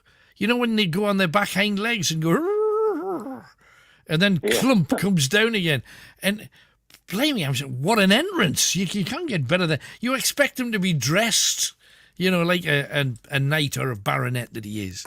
But he's quite a character, as Humph. No question about it. He told us he's been riding horses since he was 2-year-old. Yeah, and he's good at it. He must be. I haven't seen him, but it's automatic. So you can tell. We were staying in a little apartment up there for the God's room for whatever 3 days. Brilliant. And we decided to go up the lake after listening to what you had said about the lake. Great. So we went up there and we got quite a bit of activity on the old spirit box. Spooky, isn't it? It was. Well, it was just what you said. I thought, we've never been up there and tried it. Just let me go up and have a try. It's about when I tell people, they always think, "Oh, well, it'll just be 2 minutes round the back of the castle." It's a bit more than that, isn't it? It's about a mile up the road. I went up there twice, and the backs of my legs is telling us it wasn't a couple of yards. No, quite right. So I had quite a bit of activity up there, and I put a wildlife camera down in the hanging trees. All right, and we got a few shadows and whatnot, but nothing definite. Right. It could have been somebody else like yourselves. Yeah, for sure. I mean, there probably would have been somebody like us there plodding about. So maybe nothing really there. But it's good. I mean, you don't get a coconut every time. You know that. Oh no, we don't expect to. But we've got a good response up the lake, and obviously that's been my first place I go up there again. Right. When I'm back up there, which I don't think it'll be too long. Right. Well, next time you do it, the thing that they've said is, if you roll your sleeve up and you put, there's like a small, dock thing that sticks out, like a jetty. Yeah. Kind of thing. If you walk to the end of the jetty and you lie down and you put your hand deep into the water, you're supposed to feel the hair of the people who have died there. I'm pretty sure it's like weed, I'm guessing. But it's just, if you're there late at night and it's pitch black and you put your hand into black water, there's a certain kind of shiver you get from that. There'll probably be pike there and I'll get bit. Yeah, you go. How I lost a finger at Chillingham Castle. Yeah, I think I'll keep it to daylight where I can see for sure. Yeah, unless you're wearing one of those manacles made out of chain mail where the pike can't get at you. Right. That's funny. We'll meet Sir Humphrey on the 3 days. He was a perfect gent. That's great. Pleasure to meet, and just down to earth. Yeah, he's a good man. Boy, spook. He's a good man. Okay. Anything from you, Krista? Yeah, I'll be on the Krista. Lovely. Thanks, man. Hello, Alan. Hello, love. Well, as he was saying, we was at the lake and had the spirit box out, and there was a couple of questions I asked, and I actually got a response, which was, sometimes it's hard to get responses on spirit boxes, you know? Yeah, sure. But it's like, how many spirits are here with us? And I got that 8, and I got 8 twice. Right. And the other one was, were you a victim of the bloody battle that took place here? Mm-hmm. And it said dirty battle that come up on the spirit box. Right. So it was very interesting at the lake, I must admit. Well, the funny thing is, you know, when you say bloody battle, and I'm sure the battle would have been bloody, but when you say dirty battle, you've got to remember that the lake wasn't there, it was a bog. Yeah. So it would have been a dirty battle, wouldn't it? I mean, they'd be plodging in clats, to use a good northern term. But I did send a photo to you guys of me when we photo taken with Humphrey. Right. Yeah, I've been dying to meet him for a long, long time. Right. It was just, when you go up there, it was a case of catching him because he's a busy man. Yes, absolutely. No, it's great. It's great that you have. He is a bit of a Scarlet Pimpernel, but we're glad you caught up with him. Well done. Oh yes, it was an amazing time. We'll be booking up again anyway. Yay, great. Hey, well, enjoy. Anything else, Trista? No, that's it. I Lovely. Just wanted to just tell you that we've been up there and got what we got at the lake. Tremendous. Hey, no, it's a result. Well done, you. Thanks for coming on, the pair of you. Great to hear from you again. Thanks again. Oh, and you. Take care. Bye-bye. There you go. Stephen Cresta, getting up to all kinds of stuff. Time for another star to come out at night. Tears for Fears. What kind of teenagers were they? So when you get to teenage, one presumes the mother would want you to, get a skill that you could make some fast money on to put it into the household. Is that not so? No, I don't. I don't know. I mean, to a certain degree. I mean, I think my mother was relatively supportive. I mean, I think that she always. I think for me, it was my mother actually used to tell my brothers that I should get a real job. She never told me. She never told me I should get a real job, and she was, on the surface, quite supportive of me. So Right. I don't think they ever were under the illusion that either of us were going to go out and get manual labour jobs somehow. We just weren't those kind of people. Right. You too? I mean, did you do real jobs at any point? Not particularly. I've only had one real job ever, and that was when I was 15. I washed up in a hotel kitchen very early on Sunday mornings, and it was all done to raise money to go to France, and I got the boot. Can you believe it? I got the boot. Yes. Yeah, and it was nothing to do with the washing up. It's because apparently I had an attitude. Yeah. Please. Really? It's hard to believe that any of you could be... I mean, I just kept my head down. But, maybe it was the half French part of me just had this snooty air that they weren't very happy with. It's like, this is too good to work in the kitchen. And thus it was proved.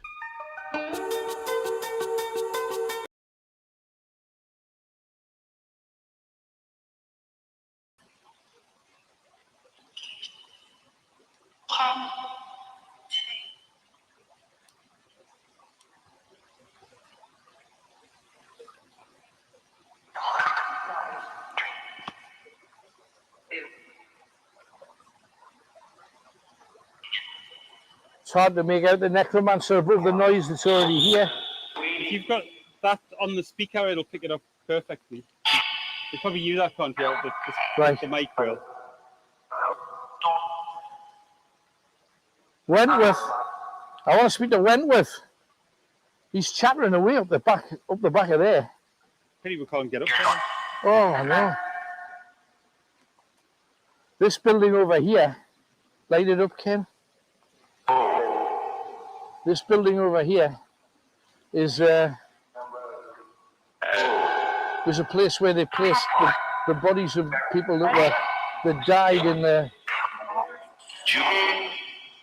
They placed the bodies of the dead in here and anybody that was injured with the lead poisoning, they put them in there, and they said there was doctors for them, but they weren't proper doctors. They were just, standard women who could nurse them. They knew there was no cure.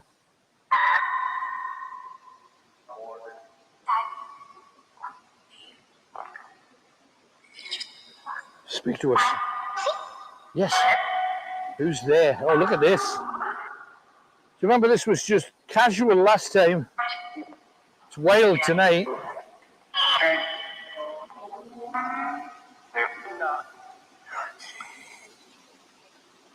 I'm going to stop the necromancer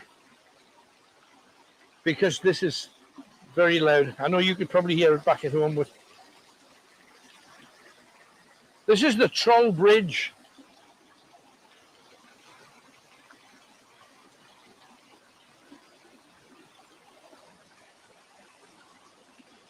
Now, the last time we were here, we were told, go to the Troll Bridge and find the troll. Now, like a lot of you, you think, trolls, we've all seen the big nose, the high hair. We had them as toys in the 70s and 80s.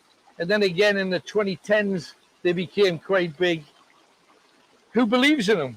Where did they come from? Yet, all of these different nationalities absolutely believe. And some people believe that it all started here. Hard to believe? Follow me.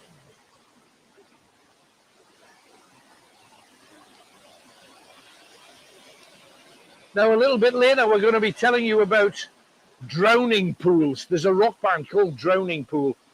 They started, some say, created drowning pools here. I'll tell you why a bit later. But look down here. Major waterfall going off right here. Light it up, Kenny, so everybody at home can see it.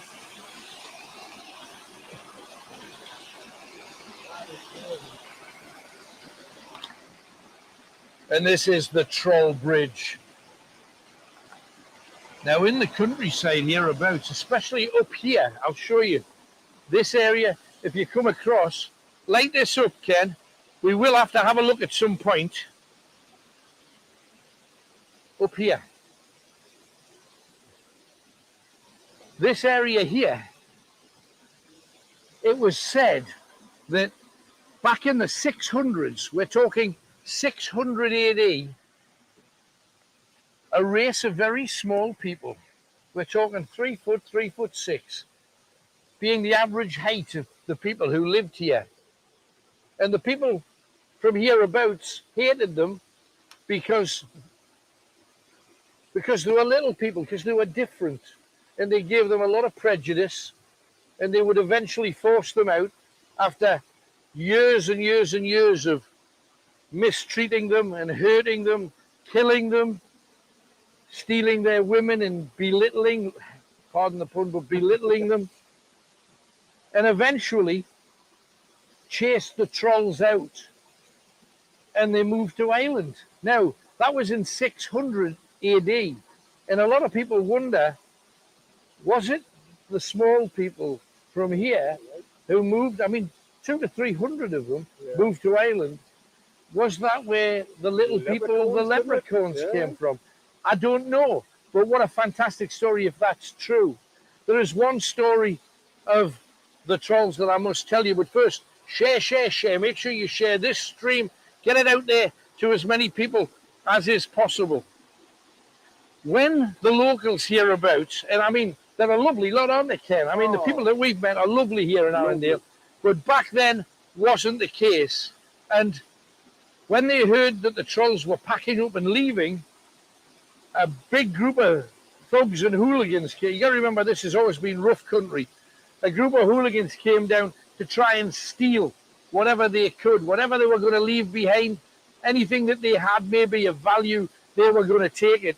And it ended up, according to legend, 44 small people died. Now, if you say trolls, I think that's not fair on them, really, because they were ordinary people. They were just smaller than we were. And I hate prejudice. And these people had as much right to live on their land. The people in town said that the trolls lived underground in tree roots and stuff, and not so. They had their little homes. Some of them lived in caves, but a lot of so-called normal people lived in caves at that time.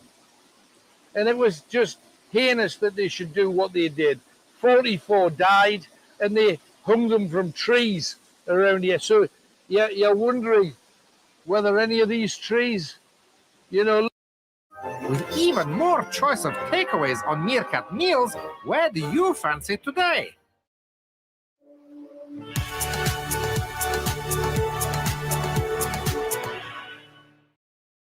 look at them. The stories these trees have to tell.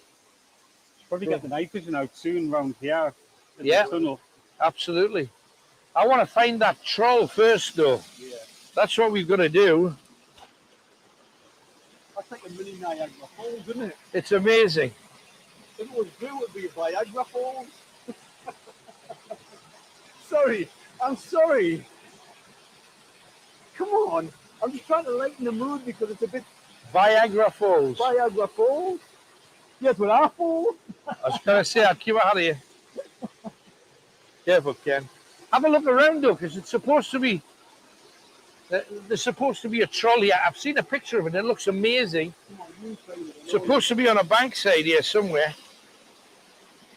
We've also got to end up looking for drowning pools. Kenny's probably be in it later. Yeah, I think we'll be pulling him out. Can I come down there, or is it safe or not? Yes, it's safe. It's not... Kenny, Maybe not that get way. on the big rock. Just sit on it. Why? There you go. In fact, don't. Kenny, come off. I don't trust you in deep water. What, you found it? Come on. Oh. Oh, there he is. That is brilliant. Get out and let Tony in as well. Right. Move out. Under there. Careful. I'm about to fall, yeah.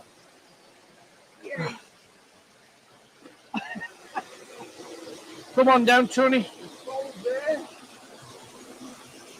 Be careful, Kenny, you see. Can't just...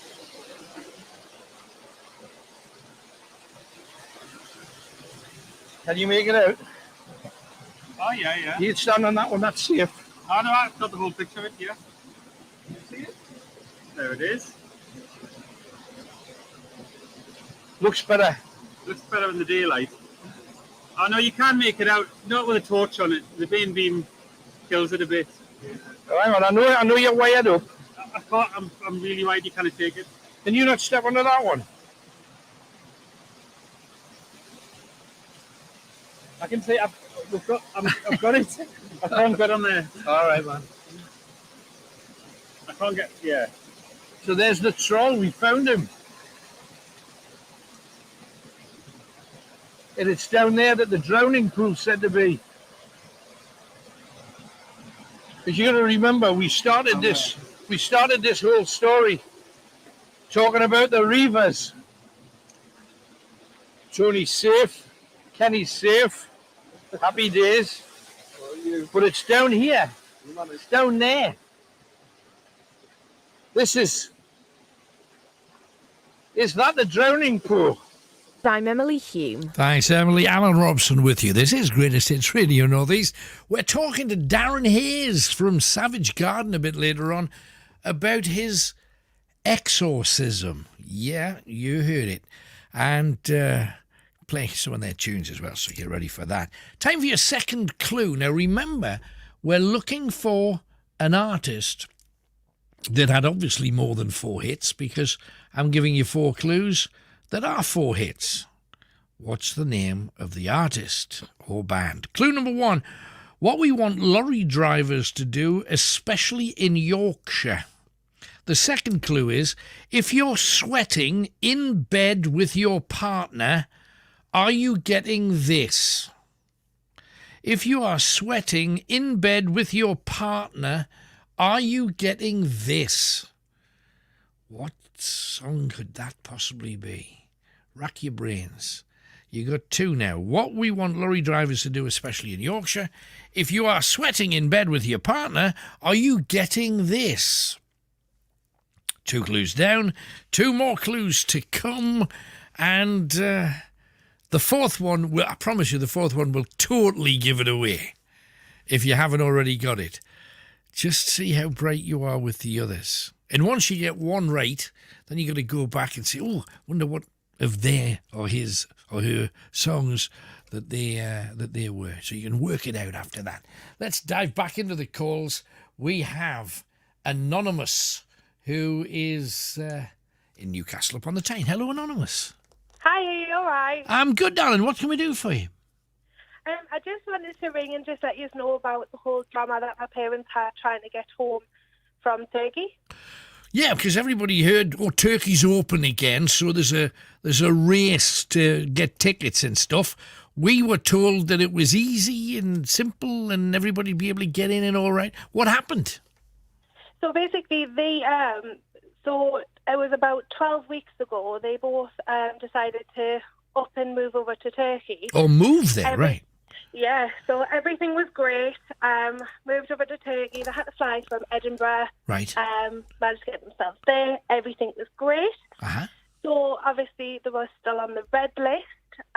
They just come off the red list recently. Yeah. And when they were leaving Turkey, they had so many checks. I think they were tested about 5 times. Oh. They had to fill in all these locator forms. You name it, they felt so safe. Everything was literally dot the I's, cross the T's. Right. And then when they came into Newcastle Airport, nobody was interested in any test papers. Nobody was interested in any locator forms. They weren't even bothered about putting your mask on. Nothing. Absolutely nothing. They feel safer in Turkey than they do in Britain. Now, did they have to pay for any of the tests when they were in Turkey? Yes, they have spent an absolute fortune on tests. I bet. They even paid for a government-approved test. Right. When they originally moved over to Turkey. Right. That actually failed. It didn't come back in time. So they had to pay another, I think it was like over £300 for more tests to get themselves over to Turkey, because the government-approved one didn't actually come back in time. Right. And they were not interested in helping at all. Now, they're back. You say they moved to Turkey. How long are they back here for then? They are only back here for just under 2 weeks. Right. And then they're going to go back over to Turkey, which is now their home, and then come back at Christmas. How's it? How are they managing it? Are they enjoying it? They absolutely love it. Like, really, really love it. They don't work over there. They're just enjoying the sun, going out for food, just really relaxing, enjoying the time. Fantastic. Hey, no, well, congratulations to them. It's a courageous thing when you leave your homeland, absolutely, especially to live somewhere that you can go on holiday to a place, but you don't really know it until you live there. That's the thing. I know. Oh, they love it. They're not even that old. They're only in their early 50s, so they just decided, you know what, sod this. Off we go. Let's go to Turkey and enjoy ourselves. Fantastic. And you've got a place to hang your hat anytime you want a break as well, I'm guessing. Oh, definitely. I am on countdown for when I can go over. No, but it is interesting that, you know, Britain have talked the talk about how tough they are and we're watching and we're being careful for you. And the reality is anybody can come and go by the looks of things. Well, it's like Turkey was on the red list for so many weeks. And bearing in mind, Turkey is more safer now than Britain. And they've literally been hammered with tourism because nobody's been able to go. Yeah. Yet we can still have massive football stadiums filled, and it's had loads of peaks with COVID cases, and yet things like that can still go ahead. Yet people who've not seen family members for 13 weeks and onwards, and they're coming from a safe country, bearing in mind they were tested so much. They had like PCRs, lateral flows, had temperature checks. The two were amazing on the flight and made sure that they kept their masks on. But as soon as they stepped off at Newcastle, nobody was interested. Like, they got through border control and passports and baggage claim within like 5-10 minutes, which is totally unheard of. It's not normal. That's true. Yeah. Hey, but we're glad they're having a lovely time. I hope they've been tested enough. Let's just hope that on the way back that their tests are equally clear so they can get back to enjoying themselves. Talk about people to be jealous of. I was jealous of Cyril because he climbs up mountains. I'm a bit more jealous that they're not working and they're just having a lovely time. Hey, there you go. Hey, well, Anon, thank you very much for coming on. Interesting to hear the story all the same. Thank you. No, it's brilliant. Thanks, love. Bye-bye. How about that? I mean, is that a good thing? Some people say, oh, well, you got straight through. That's champion. Oh, that's really good. Didn't have to take this. Oh, it was brilliant. Is it? 0191 488 3188. Let's off to Cruddas Park we've got Kath. Hello, Kath. Good evening, Alan. Are you okay? I'm very well, thank you for asking. I hope you're well too. What can we do for you? I just wondered, with all the ghost hunting and stuff you do, have you had much of an involvement with mediums?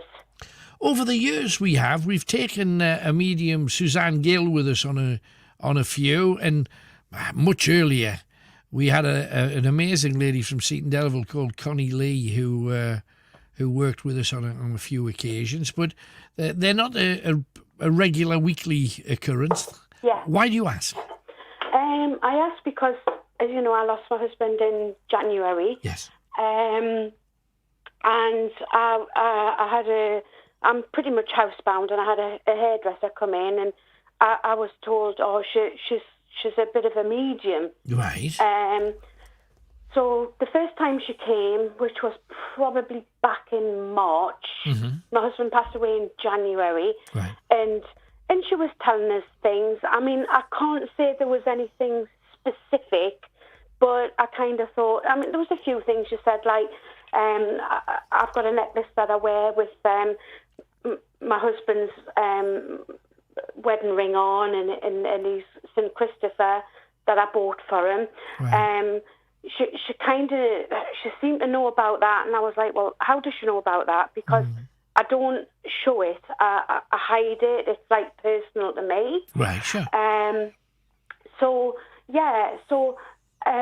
then she was saying like a lot of things about him, and some of it I was kind of like, yeah, that kind of resonates with us, but, you know, I'm sitting on the fence a bit with it. And then she's sort of been about another 5 or 6 times, but there was absolutely nothing mentioned about him. She didn't sort of come in and say, oh, I'm getting this, or anything like that.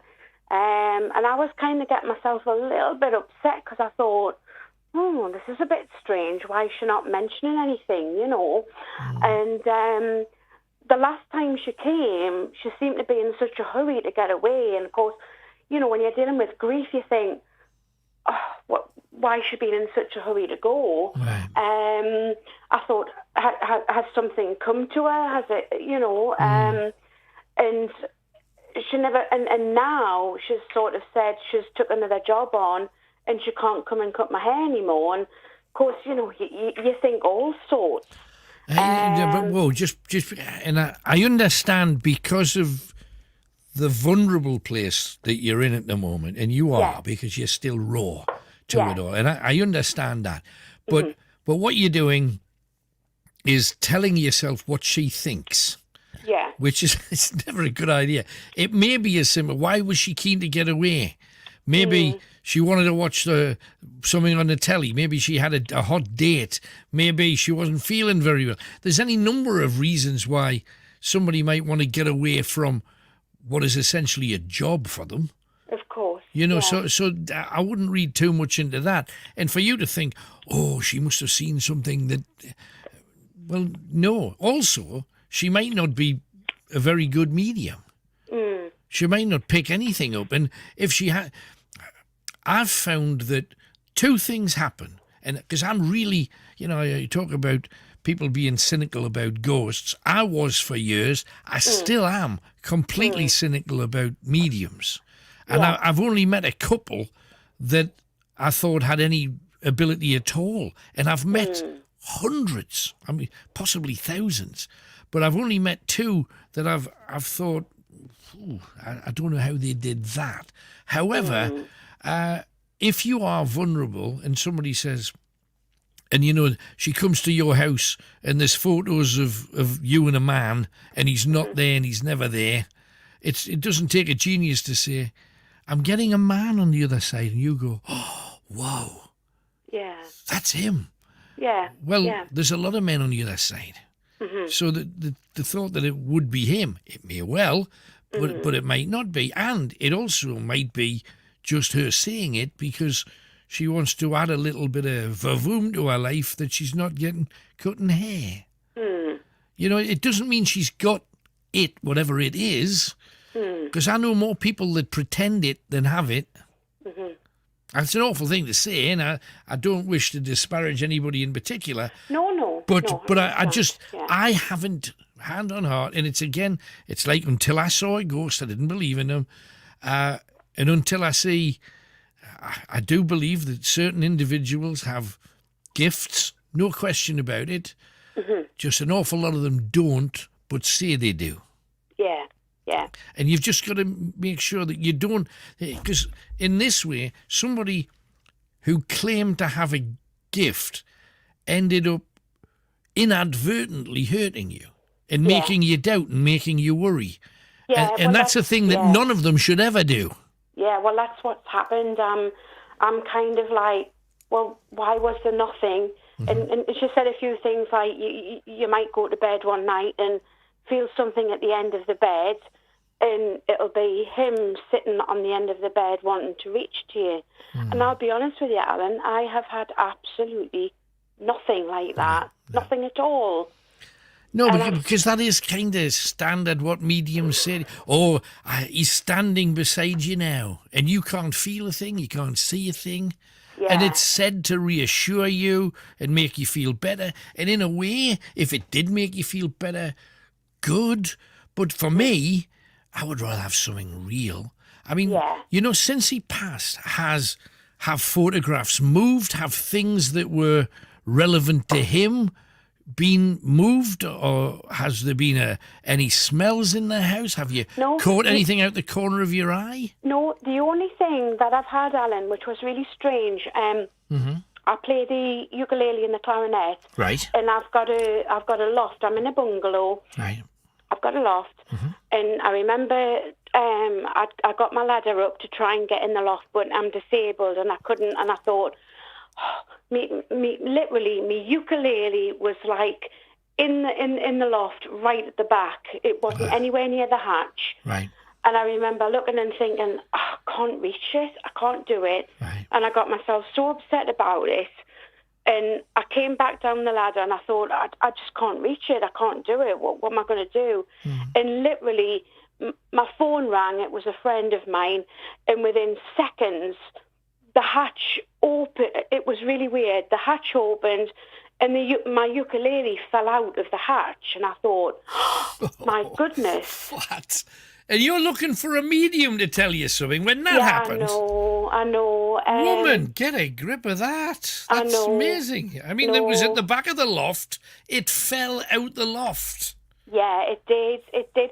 And I mean, I sit on the fence with everything. I'm sceptical, but I don't like to rule anything out, But give me any other explanation that could have done that. Yeah, no, there was nothing. And it came out with such force. It's actually broke one of the catches on the loft. Right. And I was like, oh my God, because I was getting myself so upset. I can't reach it, can't get it. I want to go back to playing in my little band, with my friends. And honestly, and the phone call just come at the right time. And I went to answer the phone, and within seconds, it just came out the loft. And I was like, well, how's that possible? So I thought, is it him? Do you know what I mean? Well, you see, I looking at it from an outsider, it seems like because you got to remember that energy, especially if it's past energy, will only respond to energy. Yeah. And with you showing angst, discomfort, worry, frustration, that's all energy stuff, That would be something that I personally believe that another energy would be able to experience. And if he is or was about, what's the first thing he'd do is go and get it for you. Yeah. So I think that's lovely. And it, whether it was or it wasn't, if I were in your shoes, I would say, that's it. Look at how because it's a massive leap to come from one side to the other, and for him to realise your problem and be there for you. Yeah, that's what he was about when he was on the planet. That's just I would believe it absolutely. And hey, if it wasn't that, and let me go further out on a limb. Some people believe that your mind's so powerful that it can do things. Now, I actually believe that if you want to see something really, really badly, your mind is clever enough to let you see it, even if it's not there. Yeah. I believe that. Yeah. Some people believe that your mind is so strong you can move things with your mind. Now, I'm not so certain of this because I've tried so hard to come on, nothing's happening. However, some people believe it's possible, and if you managed to focus enough to move a ukulele from one side of a loft to another, first of all, you should have your own TV series. Secondly, there should be people filming you and putting you in a glass laboratory so they could get all of this on film. Or it was a spirit, and which spirit would be likely to do that? Your casual passer? No. Has to be something that's got a link to you. Yeah. So if it wasn't him, it's somebody else in your family line. Whichever way it is, you've got what most people would call a guardian angel. You needed something really badly. You felt horrible about it because inadvertently it makes you feel less capable. So it breaks all of the insecurities that you've got. You see, I can't do this now. If only he was here. Yeah. Boom, there he was. I think that's stunning, really. I truly do. Yeah, no, it was lovely. You know, I was kind of a bit shocked at first because the power for it to have come out the way it did, it even took some of the wood and where it was in the loft, there was just no way. But I'll be honest, that's the only thing. But it's enough. Frankly, it's enough. If I had to have a choice between him solving, you've got a really big problem that's causing you anxiety, or your hairdresser could say, he sends his love. I know which one I'd rather have. Yeah, you're right. It's just sometimes we don't count the blessings enough. That was a blessing, whichever way you dress it up. Yeah, absolutely. I just think I've been a bit, you know, I've got a lady I talk to from Cruise at the bereavement service, and I've mentioned it to her, and she says, well, what do you think? And I went, I don't know. I says, I think I've been a bit upset thinking, well, why hasn't there been any further messages? You know, I don't know if I've been looking for stuff. I think you've probably been looking too hard, and I think genuinely that you've probably missed a few already. Yeah. Because you're looking for the grand da-da when most of it's really quite subtle. You got the grand da-da, no question about that, but you're looking for an obvious, he's going to be standing at the end of the bed, I'm going to hear him whisper in my ear, and a lot of the old faiths, including mine, believe that the only way you can actually communicate is in a dream. Yeah. Now, I don't know whether you've had any vivid dreams about him. I have. I've had some quite lucid dreams, dreams where we've been together and I dream about, it's weird, Alan, it's like, the dream I always get is, I can see him, but I'm trying to communicate with him, but I can't.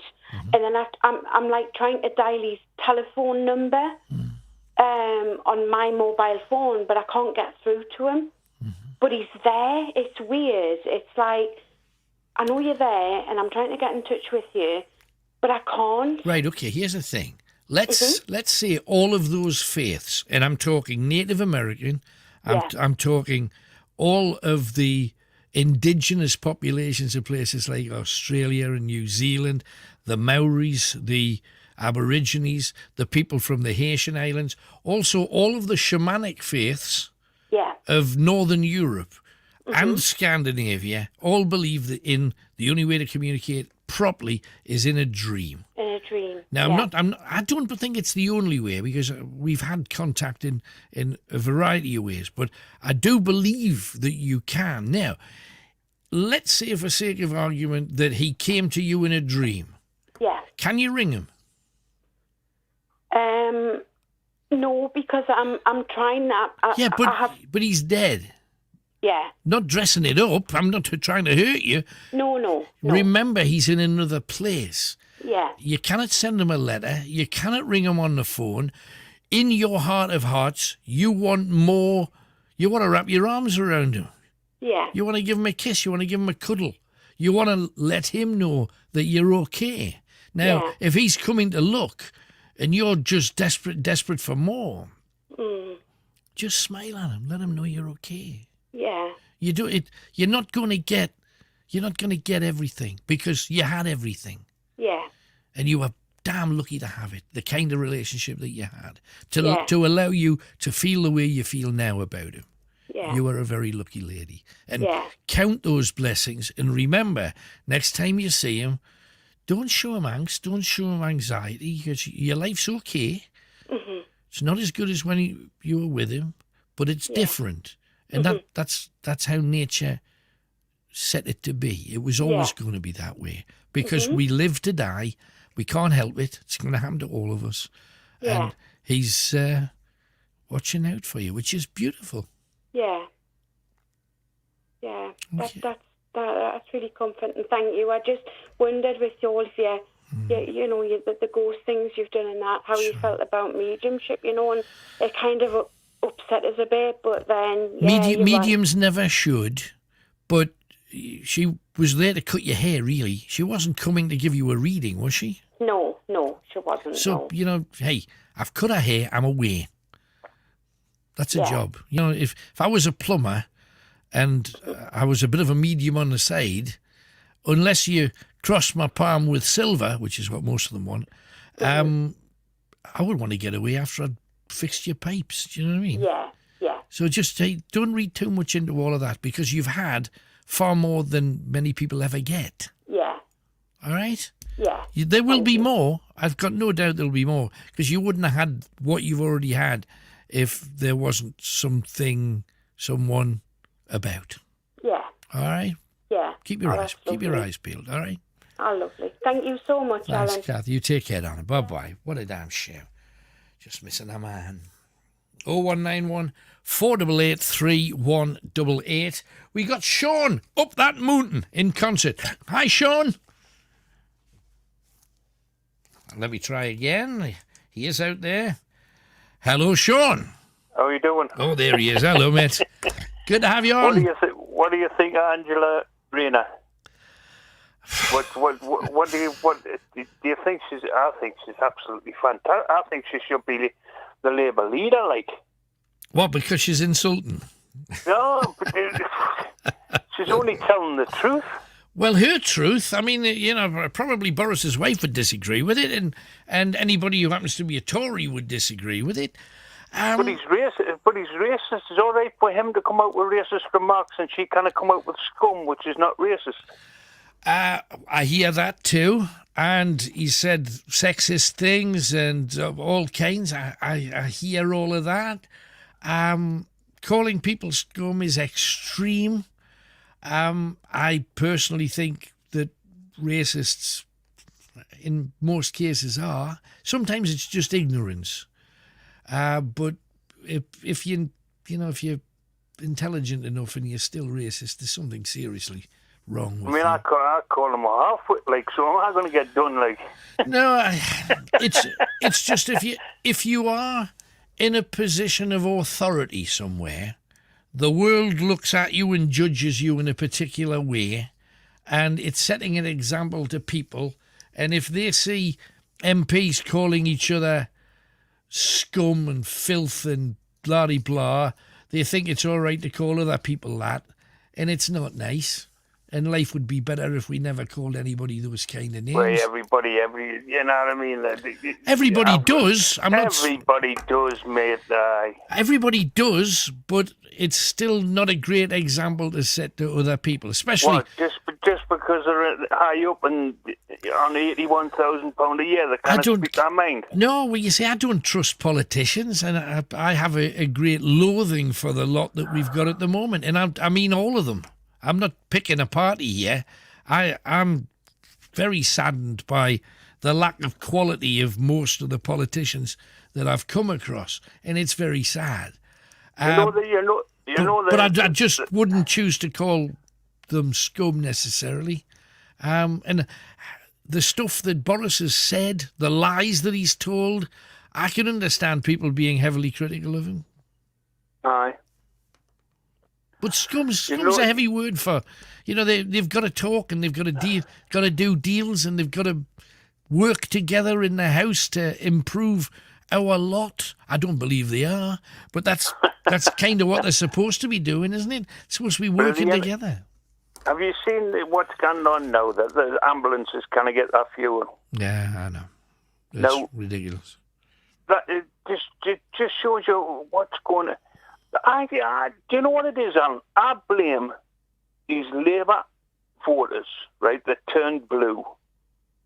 Mm. They've got a lot to answer for them, like. Well, that was Blairites, though, wasn't it? I mean, wasn't Tony Blair the one that turned every red vote slightly light blue? Wasn't it him? No, get away. You don't think so? He's always been red. But at the end of the day, Alan, it was Brexit. It's Brexit that's done this, to turn around and say, it's nothing to do with Brexit. If I was a foreigner, there's no way I'd work in this country. No. The way they've been treated. Yeah, absolutely. You know what I mean? I understand, of course. Why have they turned around and said, we need 10,000, right? Mm-hmm. The 10,000, right? Yeah. And by Christmas Eve, they're going to kick them out of the country again. I mean, it's beggars belief. It does. It's already cost us 5 times the amount of money that we've paid for help with immigration. We didn't get deals with all the countries that promised us deals if we Brexited. And businesses have, we've lost 40% of our business. That done my cancer, cancer operation, you know what I mean? It was an immigrant that done that, you know what I mean? I don't give a damn where they come from. Yeah. You know what I mean? Yeah, but the country voted a certain way, and we're living it. We're living the results of it. Now, some people who agreed with Brexit may well say everything's hunky-dory for me, and good luck to them. To a lot of people who wondered what was going to happen, they've had a few nightmares, and we will never be able to shop the way we used to shop ever again. I don't believe ever again, because I don't think Europe would particularly even accept us were we to think about going back. But we had a lot more than we thought we had with Brexit, and we're now seeing that the government who took us through there were not remotely prepared for the kind of stuff that's happening. We'll give it 3 months, we'll give it 6 months. Well, it's come to the end of that. And now Europe have said, we don't need to help them at all. So they're not. Exactly. And it's costing us fortunes in all directions. Businesses collapsing, companies pulling out of Britain. Mitsubishi are on their way out. They're closing all of their branches across the country, all the dealerships.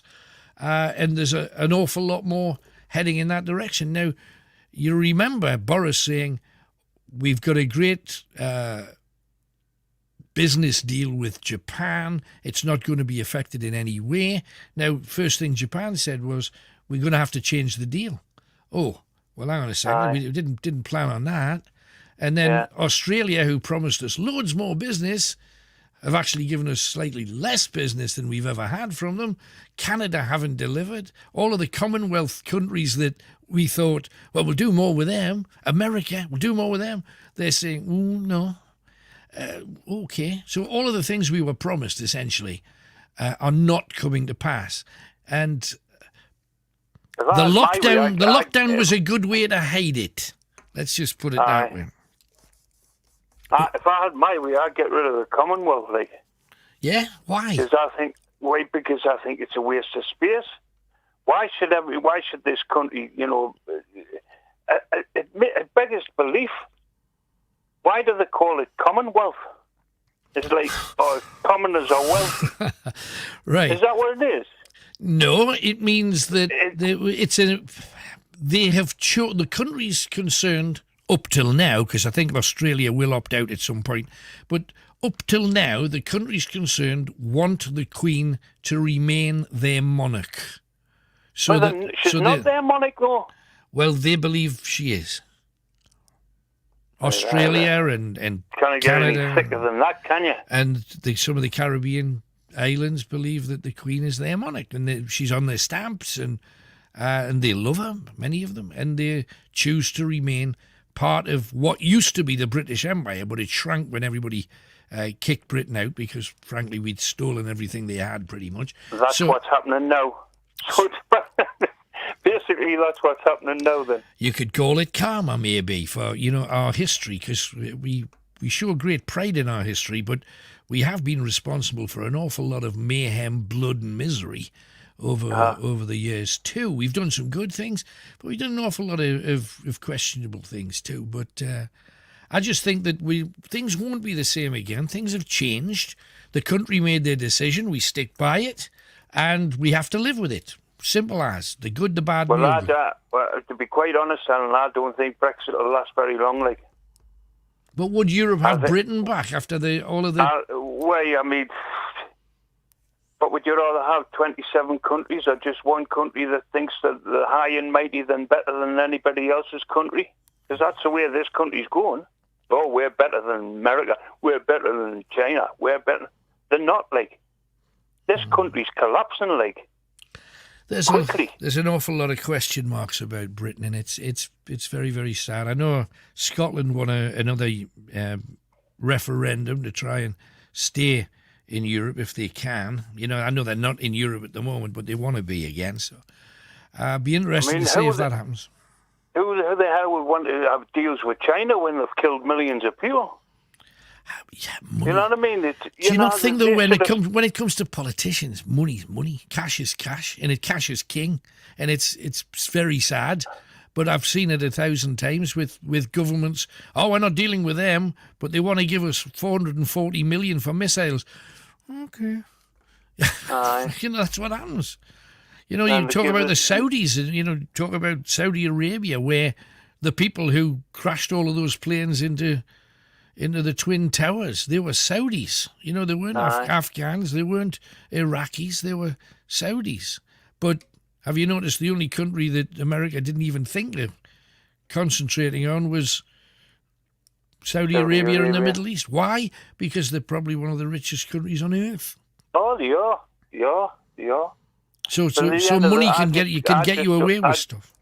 I just don't understand how China's getting away with this, like. And I really don't. I think there's something seriously wrong with what's going on over in China. Right. And they've turned around and said, "Oh, well, if we don't, I think it's, I've always said, I think it's biological warfare, mate. I don't think this has anything to do with bats or anything like that. I think China wanted to put their foot down and turn around and say, right, this is what's going to happen." But it's killed lots of their population. So why would they kill their own people in such numbers? No, I'm on about the plague. I'm on about the plague that's gone around. You know what I mean? COVID. Well, yeah, but what escaped from China supposed to. Yeah, well, if that's the case, though, they've killed their own people too, though, haven't they? Not many, though. Well, you know what I mean? They've certainly done the damage on us, and they've certainly done the damage on America. Right. But I think if you look up how many people have died in China of COVID-related ailments, you'll find it's a sizable chunk of population. It's not just like 7. It's a huge number. But why would they do it, knowing that they have assets all over the world? Because they wanted to be the most powerful nation, and they want to be the most powerful nation, and the only way they can do it is what they've done. What, try and wipe out the rest of the world? If they had just closed their own borders, mate, this would never have escaped. Well, they knew all about it, Alan. I know, but it's like... They knew all about it, mate. Well, they did. You're going to tell me that China didn't know nothing about this. They knew about it in December. Yeah, well, there was 2019. They knew about it. I've read reports in science magazines that claim that the whole COVID thing was out years before, and it didn't start anywhere near China. So it depends which scientific magazine that you read. I hear your theory. Who the hell knows? I would hope that any common sense government wouldn't want to release something that could bounce back and kill them too. and would end up killing hundreds of thousands of their own people. But, governments have done dumb things. We'll never find out, mate. It's a conspiracy. It's all hush hush. You know what I mean? We'll never find out. Time will tell, Sean. But thank you for coming on. Right, take care, mate. Good to hear from you, Bob White. So the Night Owls, Alan Robson with you. What do you think?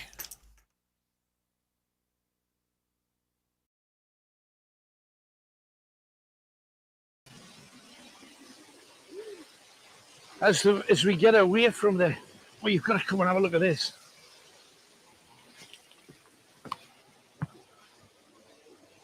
Is that it?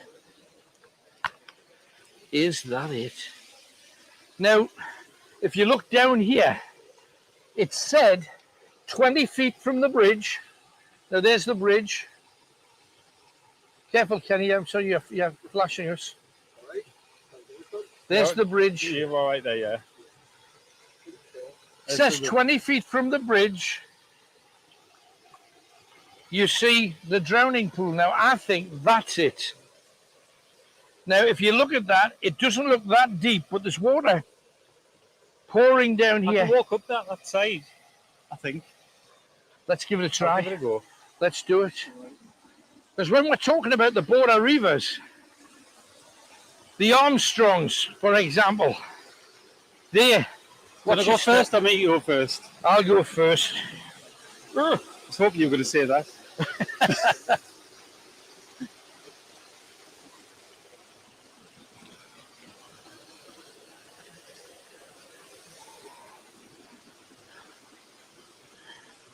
I'm up. There's a way to do it, Tony. Apologies if your camera goes off. Oh, that's exactly... I don't know what I've done there. But... No, you've just got to rock on. Oh, it's slippy. Hold on. Here. It said 20 feet from the bridge. And if you look back, light it up, Kenny. Bridge. Bridge. It's the wooden thing over the water. What a dollop. Yeah, that's it. That's right. It says 20 feet from the bridge. There's a pool that was used. Now, you got to remember the water was deeper back then. It was probably right the way across here. And there was certainly no fences behind us. But there, let's see how deep it is. Ugh. Well, that was a crap shot, I have to say. If you look at the deepest part, it's about 2 to 3 feet. That's a good way down.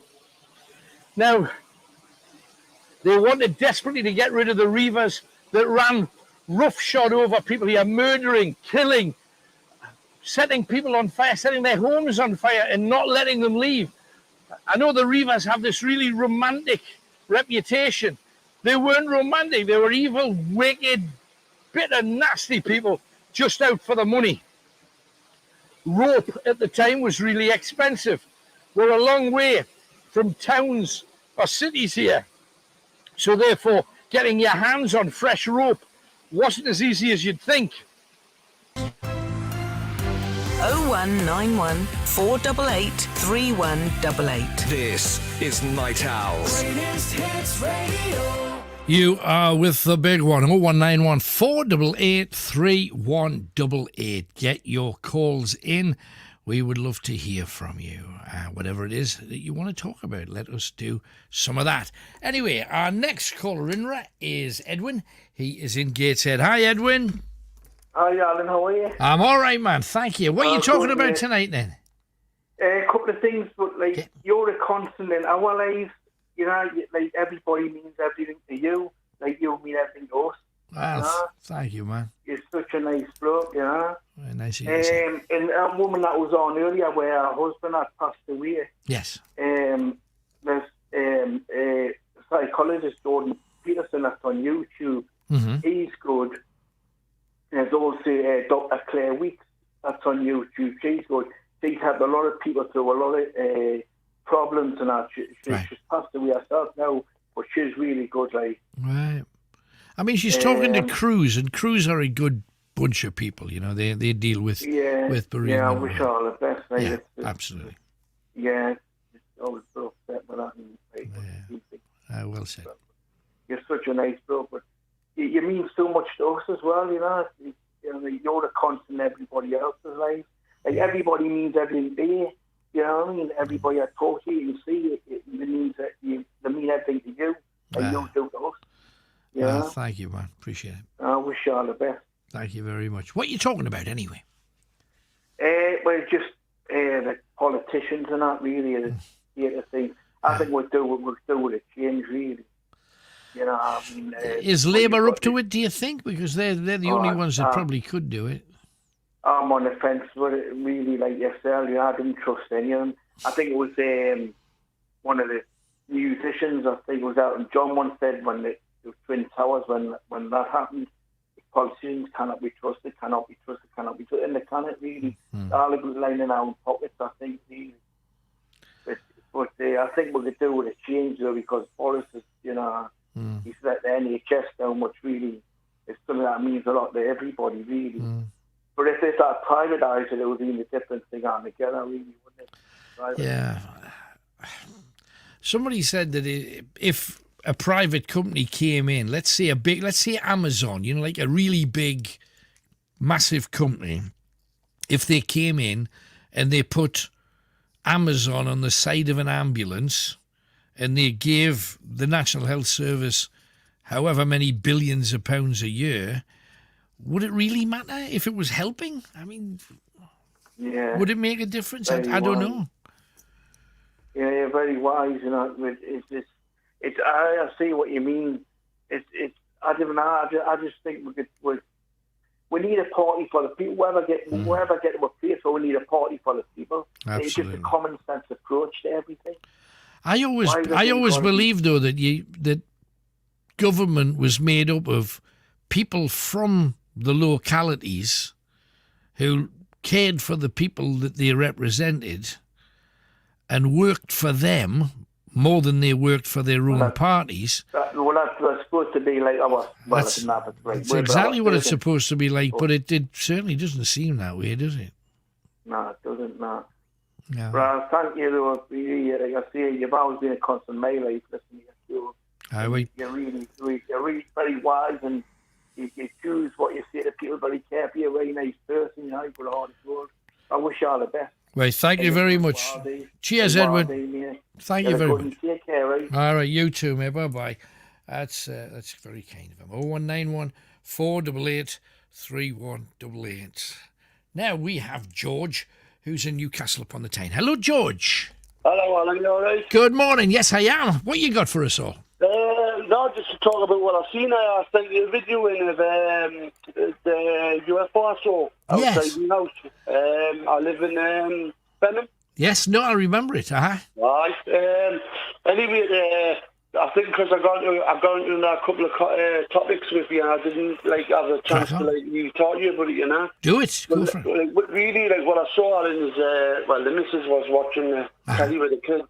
Right. And basically, she saw it first. It was just hovering above the town moor, sort of thing. Yes. Because I live just off the town moor, you know. And it was just these lights were flashing, but they were dead bright, you know, like when you flash your phone and the flashlight, it was so bright, you know.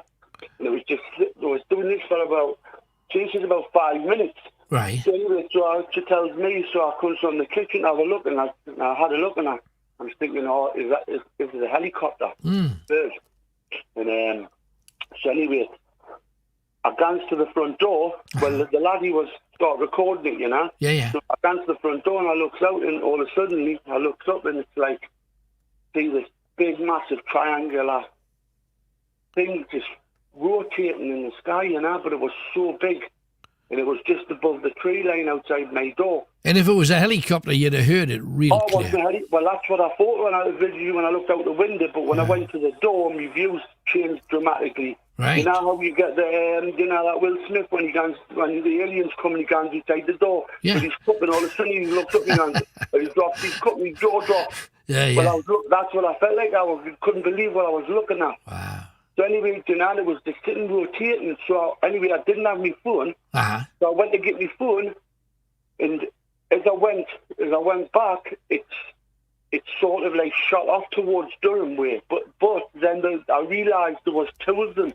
Oh, right. There was another one further in the video. If you look, there was another one further over, and they were like flashing each other as though they were having a conversation. Right.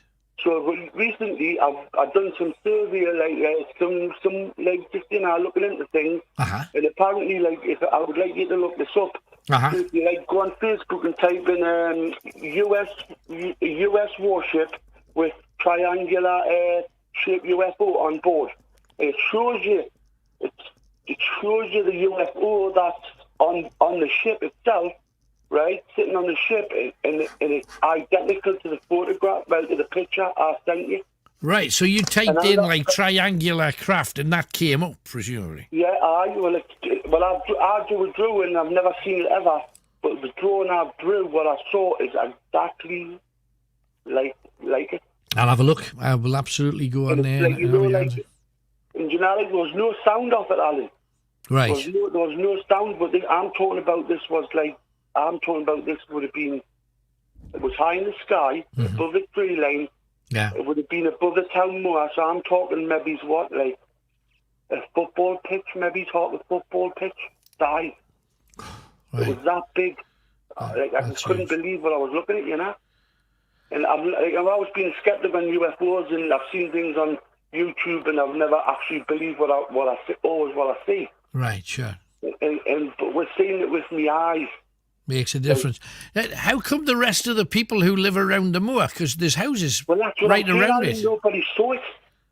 I can give Alan, I would love to even check up, because there was nothing in the. There was I've got the date and time and everything, but there was nothing.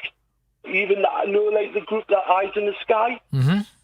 My sister's a member of them, and I even showed her, and she checked up, and she said they were out that night, and not one of them saw it, Alan, but you couldn't miss it. It was so big. Yeah, the size of that. It was just sitting there, It was just rotating in a circle. But when I seen it when it was rotating, Alan, I think it was when it was rotating, it was ready to go. Right. Do you know what I mean? Yeah. But one thing I do remember, Alan, do you know the front of it? Mm-hmm. There was this white residue on the side of it, that was something had been slashed up against the side of it. Right. It was white, and I've never quite really got what was that on the side of it, and I've actually looked like it could have been coming out of the Earth's atmosphere, just stuff like that. I've been researching because it's just something you can't get out of your head when you saw it. No, once you've seen it, absolutely. No, hey, but thank you for telling us about it. And hopefully somebody else who lives around the moor maybe's caught something, heard something. Well, people have seen strange lights, Alan, above the moor, right? But if it was something that size, how can people? Because you got dog walkers out there all the time. How come nobody clocked it? I know. I'll never forget it till the day I die. I'll never forget it. Even the way she's seen it out there, and I'll just never forget it. It was just honestly, it was like I was expecting to see some military planes coming. Yeah, but it's also frustrating because when you see it, you want to go out in the street and have the whole street out going, look. But everybody's watching EastEnders. I went in the comment. I catch up and it's got to get out on my phone. We went to the General Hospital and it was out of sight. Do you know what I mean, though? Right. Because it was just something I wish I had my phone at the door when I was looking up at the trees, you know what I mean, Alan? Because I actually would have been it would have been a brilliant. You'd have been on the front pages with it. It would have been phenomenal. But now I think you said it was just meant to be. That was meant to be that way. I'm sure. It was meant to be. Hey, well, good stuff, George. Thanks for sharing. If we get anybody else that's seen it, we'll get them straight on. But I think if you didn't mind, you know what I mean? Will you look that up on the US ship? I've written it down. And I've looked at it. Check it out. And I've sent you a photo. I've sent you a drawing. Right. What I drew, and will you just have a look and compare the two? Done. And you'll see the similarity. I'll do that as soon as the show's over. Thanks for coming on, George. Right, cheers. Thank you. Thanks, man. Bye-bye. 01914 888 3188.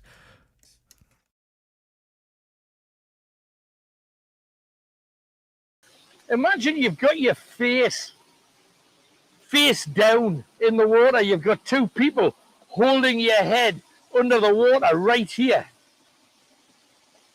And you feel the water and you try and take a deep breath and hold it for as long as you can. Then eventually you can't any longer and you start sucking in the water until it fills your lungs and you eventually die. It was said that close to 100 people died here. Some hanged from trees, others drowned in the drowning pool. And there may be more up here. Someone said there's another bridge further up. Yes, I've heard that. Which way? Well, is that not up and not down, or I don't know? I've no idea. There's some water running into it. It looks like the water's running that way. Yeah, someone said further up, so I don't know. Up here? Well, let's go. It might be up. Oh, hang on. I'll never get past this God. bit. No, I'm plunging. Oh, that was a wet foot. Okay.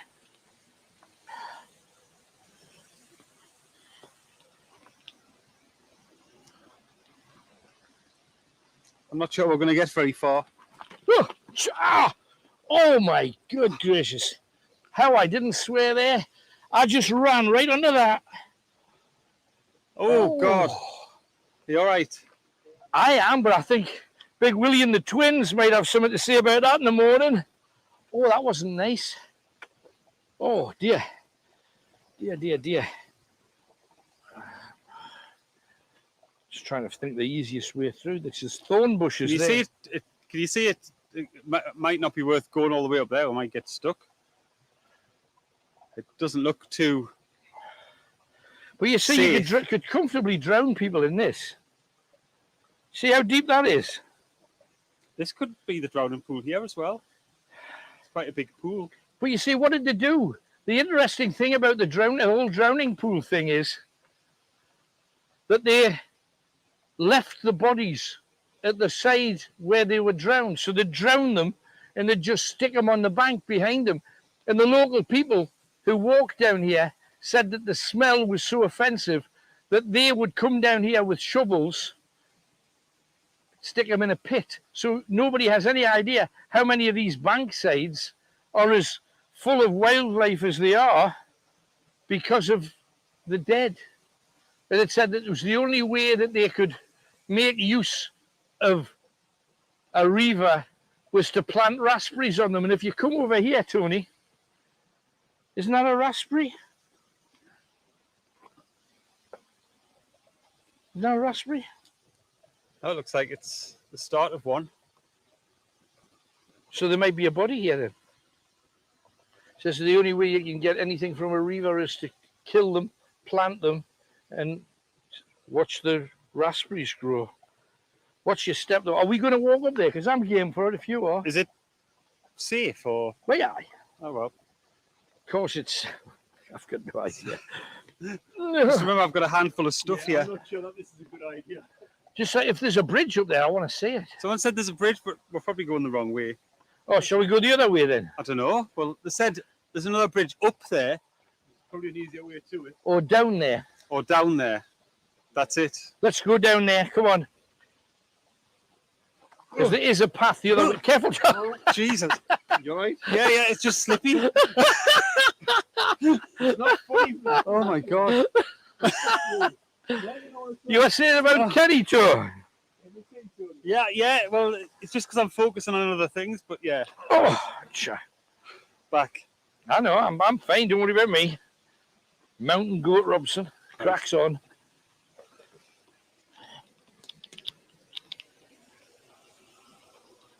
Whoa. It'll be easier. No, wait, don't be daft. Don't be soppy, Kenny. You're not going to drown. Oh, cha.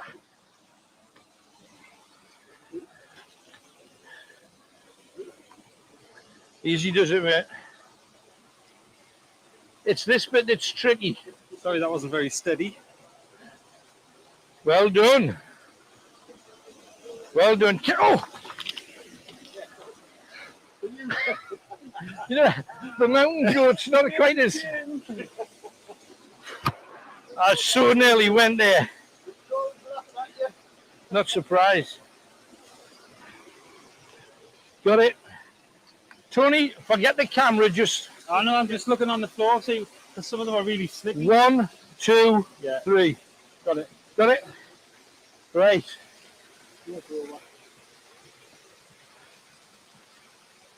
Well, last time we were down here, we told the story of the Armstrongs. How Emily Hume. Thank you, Emily. Alan Robson with your Greatest Hits Radio Northeast. Thank you for being with us. And we have your third clue. Now, remember, each clue leads you to a song. So you'll end up with 4 songs. All of the songs belong to the same artist or artistes, depending. Clue number 1. What we want lorry drivers to do, especially in Yorkshire. Second clue. If you're sweating in bed with your partner, are you getting this? Third clue. A robot that sits on a cushion in the east, dispensing wisdom. Okay? A robot that sits on a cushion in the east, dispensing wisdom. Who sits on a cushion dispensing wisdom? And what would they be if they were a robot? 3 clues down. 1 more clue to come. The 4th clue is, I think, the one that you will absolutely get. 4 clues. Once you get the 4th clue, and you'll get that in about the next 20 minutes, give us a call and let us know that you have. Anne's been on. Hi, Alan. I think if they gave you more nights, you would save more lives. You're our counsellor friend, and 99% of the advice you give is spot on. We need that just now. The mental health service is dreadful. People with problems just can't go to A&E. They wait months. They need help now. You're still helping people after all these years. There's nothing like your show where people can ring for help. Just now, lots of people need you. Mental health now is worse than it's ever been. A phone call, as you know, can save a life. Thank you, Anne. And on the back of the UFO thing we had before, Alan, I've seen a UFO. I was with my lass Stella and my pals Jack Daniels and Johnny Walker. Cheers, Chris the Truck. Hope you weren't driving that day anyway. 0191 488 3188. Get your calls in. 3 clues down, 1 more clue to come, as we've said. And we're heading in the direction of Steve, who is in South Shields. Hi, Steve. Hi, Alan. Hello. Well, there's 2 or 3 things, mate. Okay. I'd like to revert to what that lady was talking about losing her husband. And yes. But first of all, on about ghostly things, I worked in an amusement arcade doing some building work. Right. Where was it? Shieldfield. Right. Yeah. And my father was working with us, and we're literally, I mean, you'll know the amusement arcade. It's the big company that used to, I don't know. Does it start with an M? With an N. Yeah. Got you. Well, I was working there, and we were busy making louver window frames for the bay window in the attic. Right. It was because there was air conditioning, and I had to pump the heat out. Right. And my father went down to the van to get some timber, and I was just randomly gazing out the window, you know, and I felt this figure alongside of us. Oh, right. And I stood there, and I could see a silhouette just at the side of my eye. Right.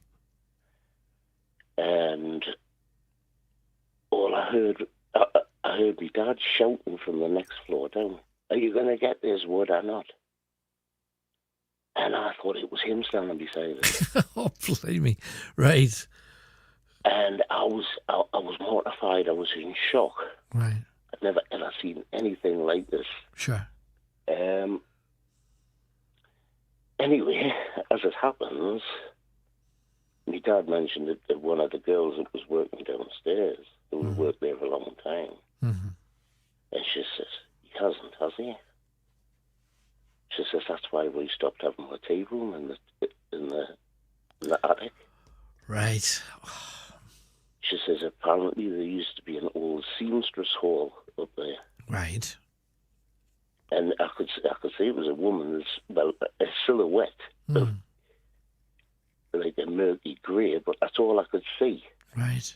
And I thought it was my dad standing beside us, and I was just gazing out the window, and that's what happened to me.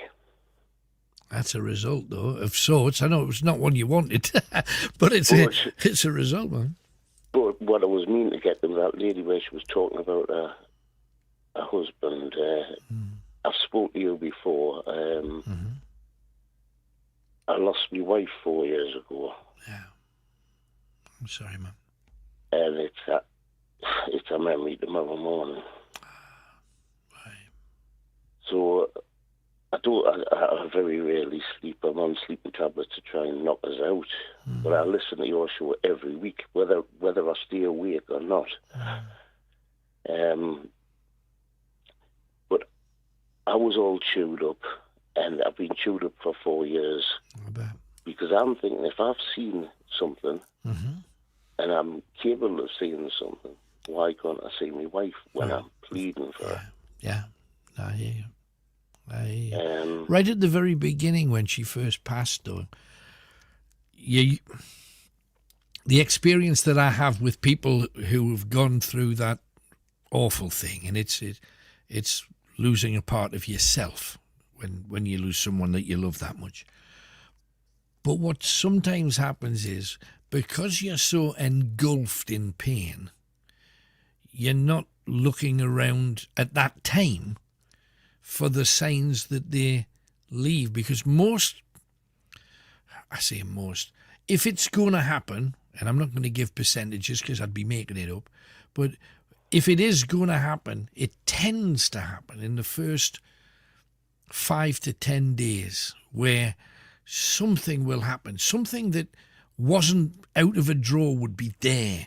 A picture would be moved so that you would know that it had moved.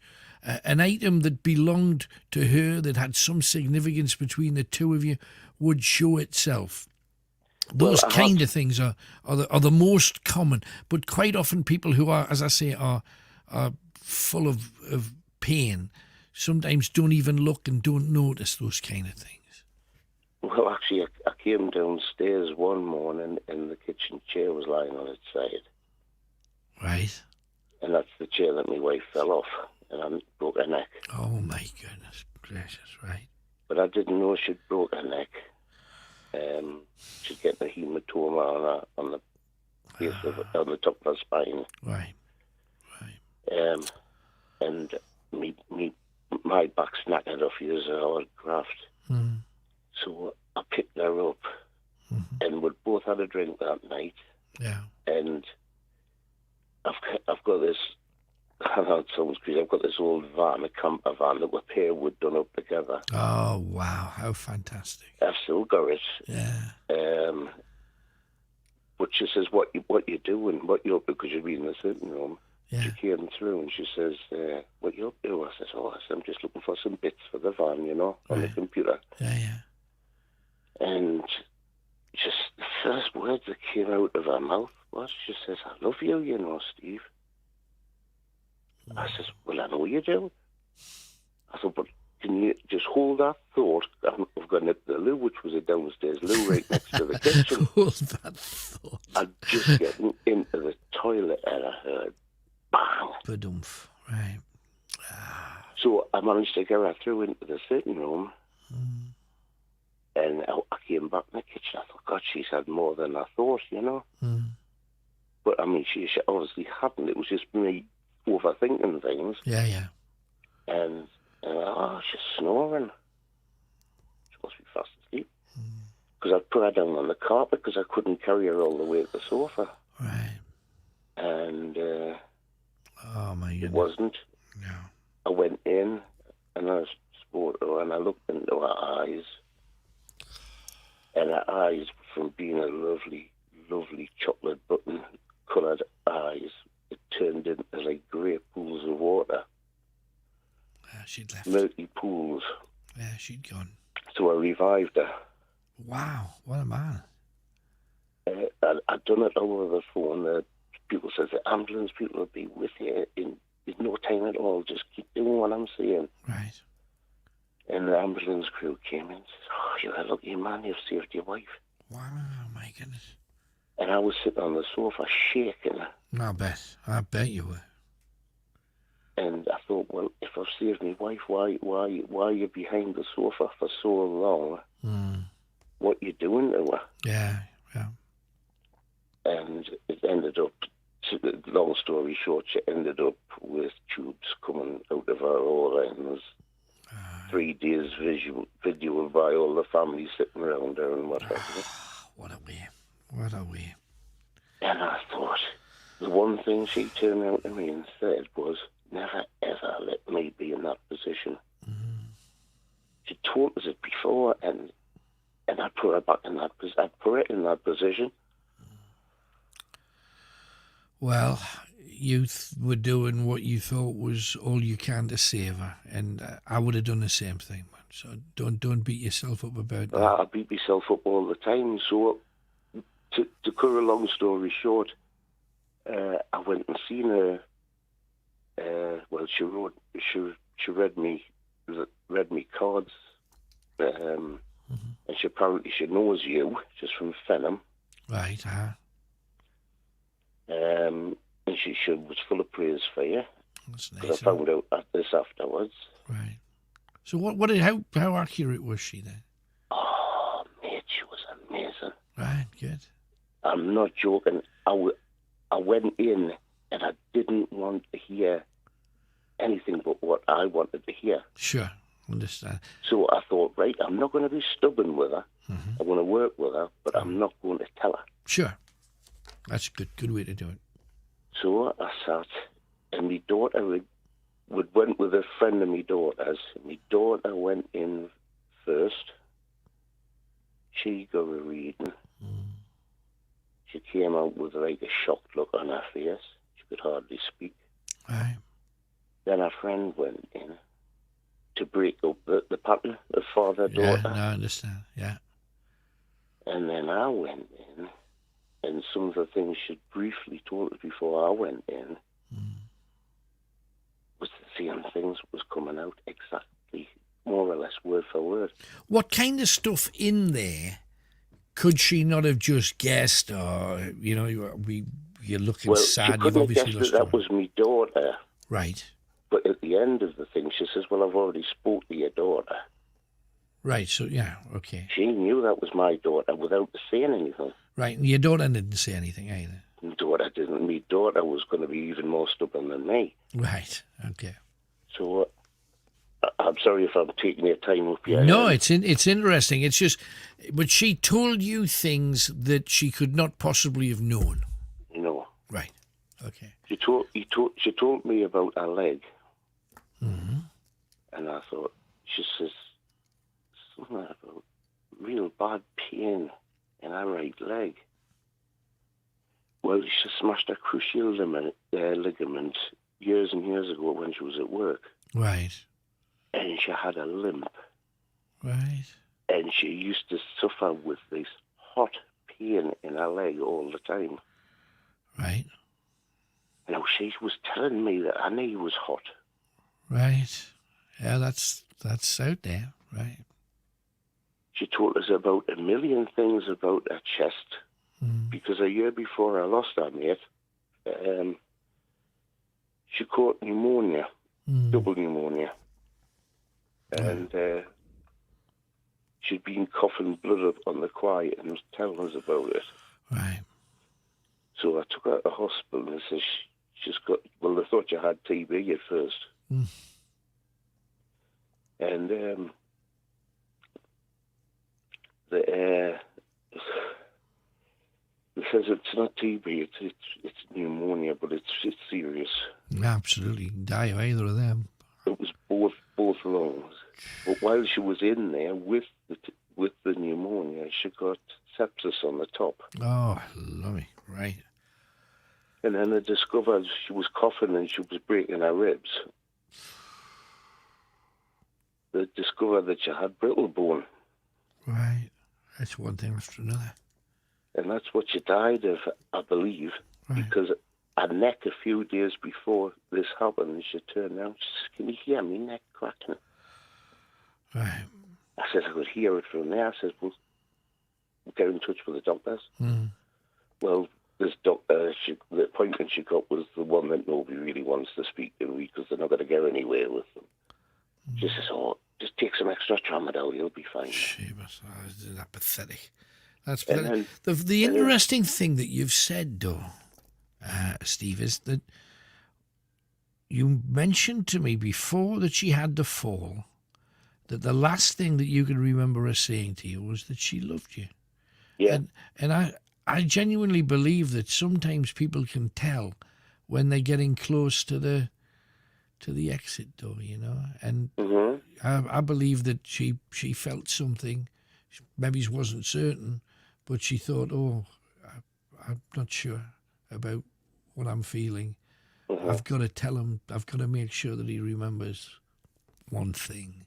And what a thing for you to remember, man. But she wasn't very old, you know. How old was she? She was only 51. But she had a hat full of things, didn't she, though, that she was suffering with? That's a thing. She had arthritis on her fingers. She had to remove her wedding rings because her knuckles were getting so big. Right. And I scattered her ashes in Lake Ullswater. Oh, wow, how beautiful. Because that's where we had our honeymoon in a tent. Tremendous. And we took our kids there for years and years and years as they were growing up. And then we got the camper van and we'd had enough of going abroad. We'd done the abroad bit. And there's too many beautiful places in this country to see. Can't argue with that. And having a camper van's fantastic. Yeah, look at where you go. It's huge as well. It's not a little one. It's an old VW, but it's a 3.5 tonner. Oh my goodness, that's huge. It's a 1990. Right. You're very lucky. I mean, everybody wants a camper van if they. She made all the curtains and everything for it on the inside. So. Right, that's nice. But like I say, it's a memory tomorrow. I was going to ring last week, but I didn't have the courage because I suffer with my nerves through it because the doctor thinks I've got that thing that the soldiers get, you know, where post-traumatic stress. Yeah. Yeah, sounds like it.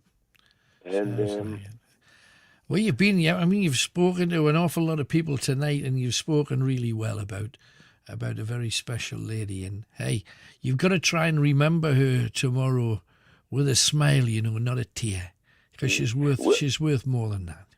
Well, I'm going down to Ullswater, but it's next month because it's her birthday. Exactly 1 month before she died, she would have been 52. Right. And I go, "Was it just me dog?"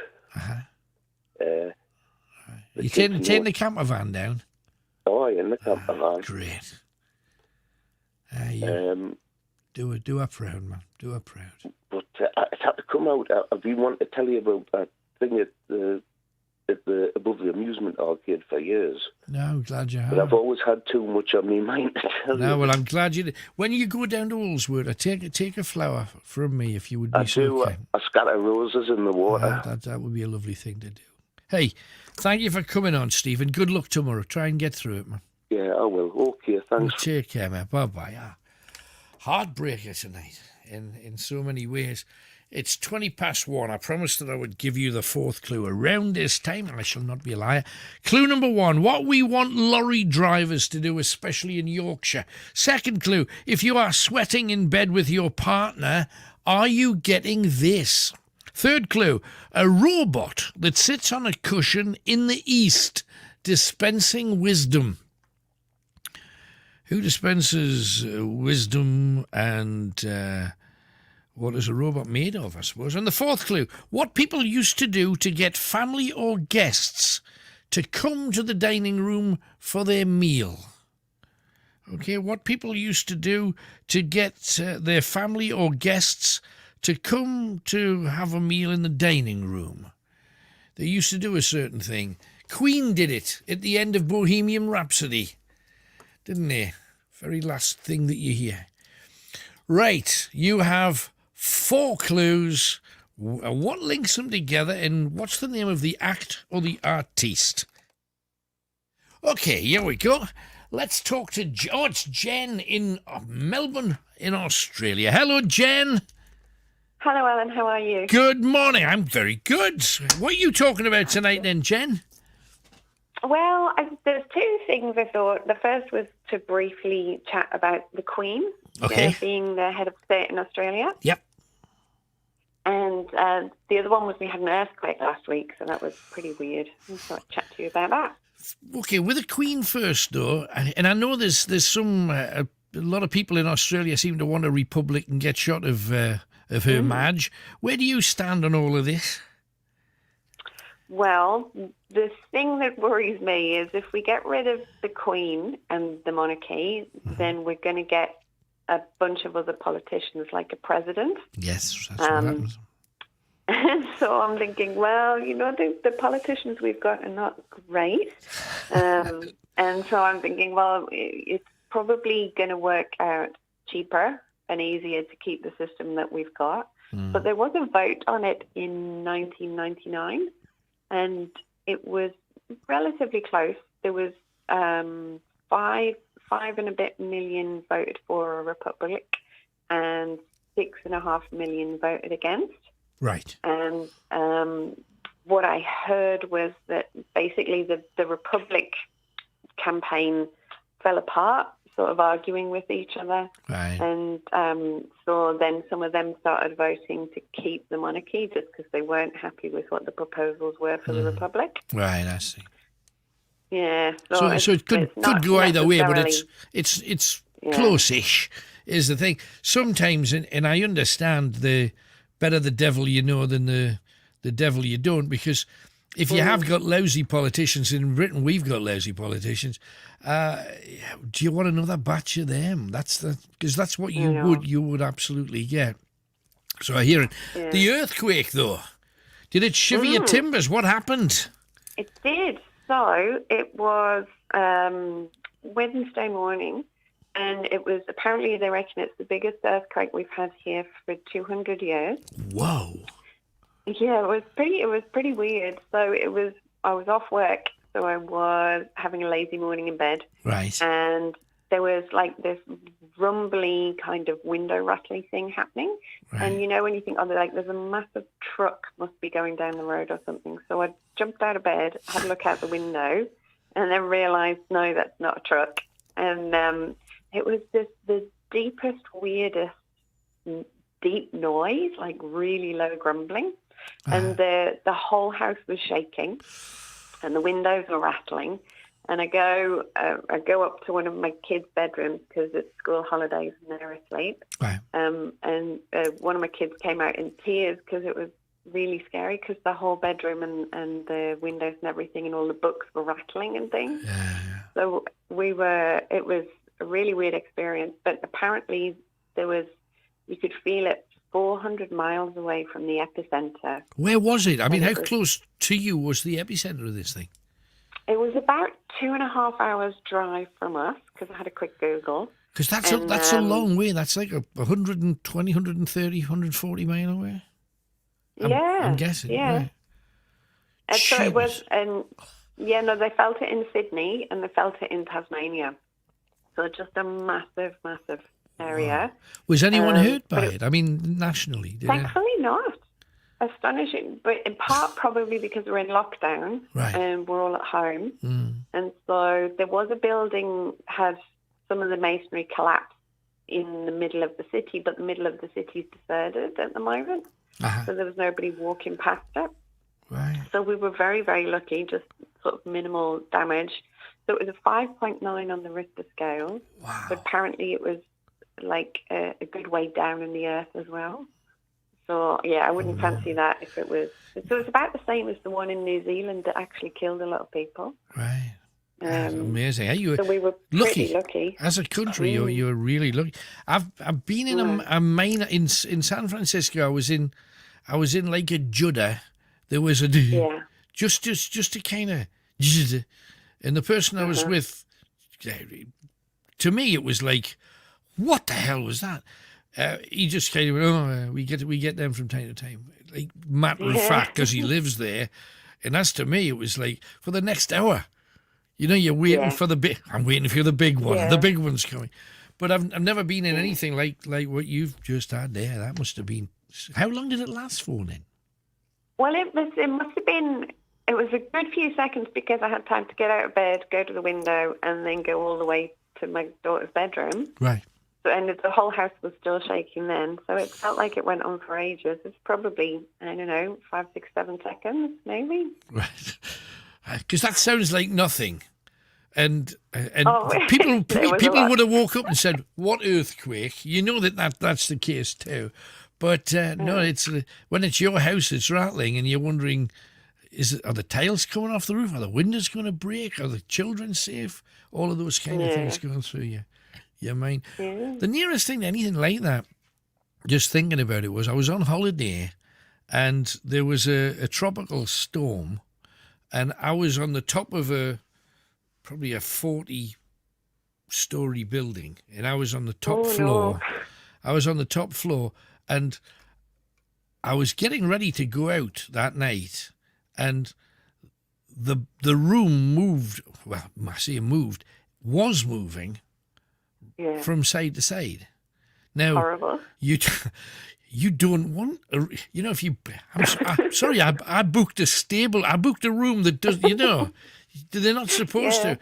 And I rang downstairs to the woman at the desk, and I said, because I looked out the window, all of the chairs from beside the pool were in the pool. It was the trees were bending in half. I knew it was like a serious storm. I got that. And the lady said, "Oh, you're on the top floor. Well, don't worry. It's designed to move about 7 feet in both directions." Lovely. That's 14 feet. I mean, my room was barely 14 feet. So, and she said, "But if you feel worried and you don't really need to, you can come down in reception. We've got quite a few people down here now." And I couldn't stay up there. I was feeling like motion sick.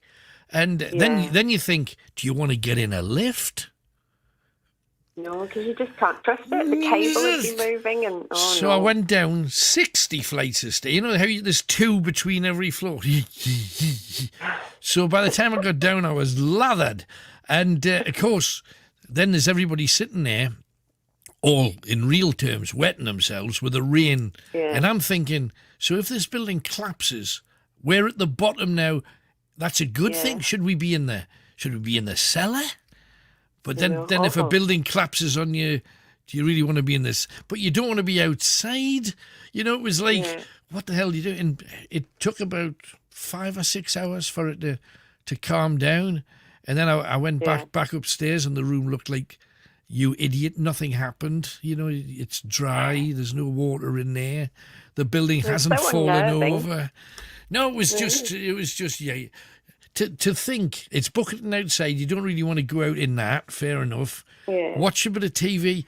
When the TV's moving, you just, I couldn't carry it off. I had to march down. And even when I was marching down, I was, that walking down a train thing.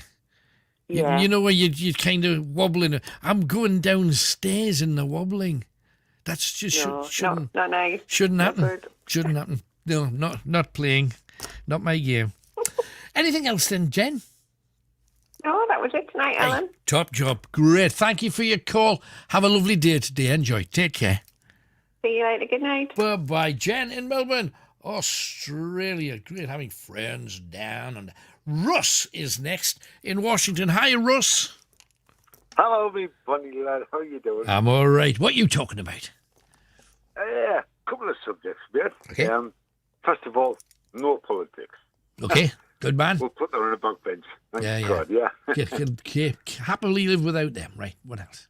Exactly. I want to give the biggest respect to our Ryder Cup team.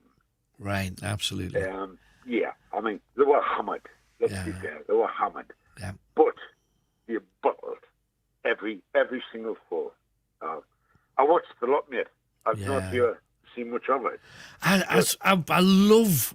I don't play it because I was always told it was a posh thing, and the kids where we lived had one old battered golf club, and we Right. occasionally knocked a tennis ball around the street. That's as close as we got.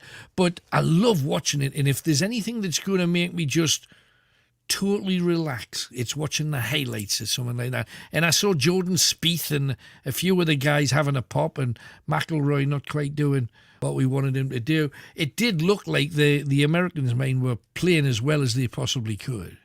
Well, the Americans started the Ryder Cup and absolutely obliterated Europe in the first 3 matches, 3 groups, I should say. 12 games. Yeah. And it was just an uphill struggle for Europe. Yeah. But I want to just congratulate America. They were brilliant. They were absolutely brilliant. Yeah. And I mean, in fairness, the British team have said they played as well as they possibly could, and we couldn't live with them. And I mean, that's honest. Hands up. On another day, it might have been a different result, but true. But I just thought it was best to you cannot deny what they've done. Congratulations, round of applause. Whew, have to be on me game a bit more next time we take them on. Exactly. Anything else? Eh? Yeah, mate. Yeah. My biggest subject. Massive fan of Anthony Joshua. Yeah. It just didn't happen last night. No. And there's problems somewhere, and nobody seems to know the answer. Right. What do you mean problems? What do you think? Well, Alan, I've seen AJ's fights, every one of them. Yeah. And he's been fantastic. He's been iffy. He's been, you should have done this, yeah. And he's been, what the hell are you doing, Bob? Right. And last night, he just didn't come out of the corner yet. He was, he wasn't there. And what gets me, I think, it's in his head. It's in his head. Right. Yeah, he's got the 3 belts. He thinks, who's this guy? Is it? Yeah, he's nothing towards me. And he just didn't give respect to that boxer. Right. And that boxer totally showed him the floor, Right. So I was really disappointed and very good at it. He'll be back, though. Surely he's young enough to come back. Well, he's 31, mate. Yeah. He's 31. Yeah, hey, come on. There's been people lasting longer than that. True enough, aye. I think he'll be back. I think the best thing you can do is come back, but I think you need to get his head right. Trainer as well. Yeah. Yeah, maybe so. Now, I was surprised that he lost, but good luck to him. He'll bounce back. I'm quietly confident. But sometimes it is, if you're a sportsman and you've got something in the back of your mind, whatever it is, sometimes that's just enough to knock the edge off. Aye. Might have been something like that. But a new trainer, maybe so.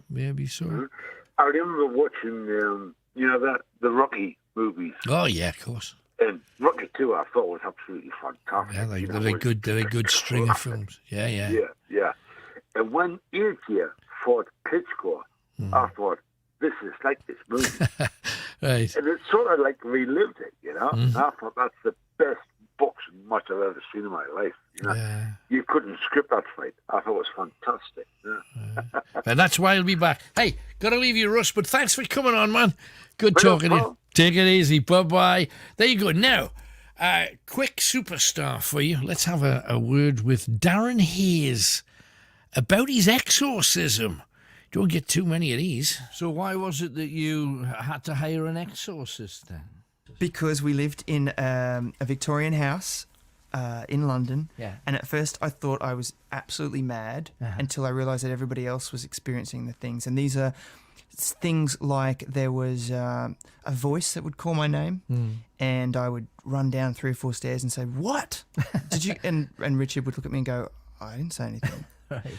And it would always happen when I was in the shower. Did it sound like his voice? Yes, it was a complete imitation of his voice, and it would just call my name. It got to the point where I would be in the bath and the tap would start running on its own, and I would go out and turn it off. And there were things like there was a cabinet across from one wall, and objects from that cabinet would always, I would hear the bang, and I'd pull the shower curtain open, and these objects would be on the other side of the room. I got to the point where we called an exorcist because a mirror flew off a wall, and this mirror, it had pictures of Richard and I on there. Right. And I would then have these dreams, these really bad dreams with quite nasty things were happening to Richard. And we called up a centre in London for spiritual advice, and we said, look, this probably sounds really stupid, but we think we might have a ghost or a poltergeist in our house. And I know that you probably never hear this before. You have a list of 10, you have 20 people? Great. So they sent this person out, and it was amazing. This man, we didn't tell him anything about the house. He walked inside the house. It was a four-level flat. Right. And he just walked through the house, and I didn't tell him anything about it. Didn't tell him which bedroom was mine. And he just came back and he said, you wouldn't get any sleep in this bed. And I said, no, I don't.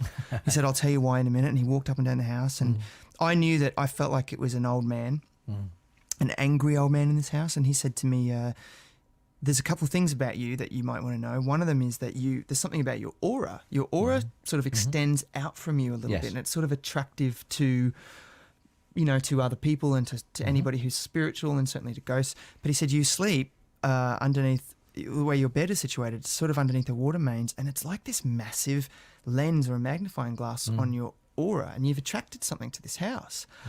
And I freaked out, and I said, so that's going to cheer you up. yeah, and I said, okay, what do we do about it? And he said, well, the thing is, it's an old man, it's an angry man, and it's somebody who's really very, very angry, but they're not tied to this house, someone that's just attracted by you, right?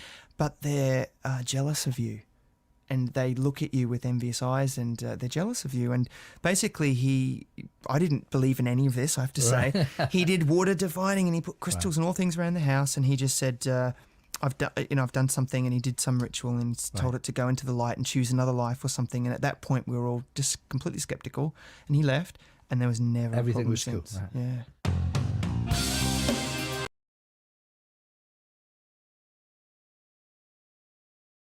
Actually sent a whole group of men to wipe out the Armstrongs, and 30 of them were hanged here in the valley where their homesteads were. And this was in the 12 to 1400s. They came in time after time. They would come down here and try and clean out the nest of vipers.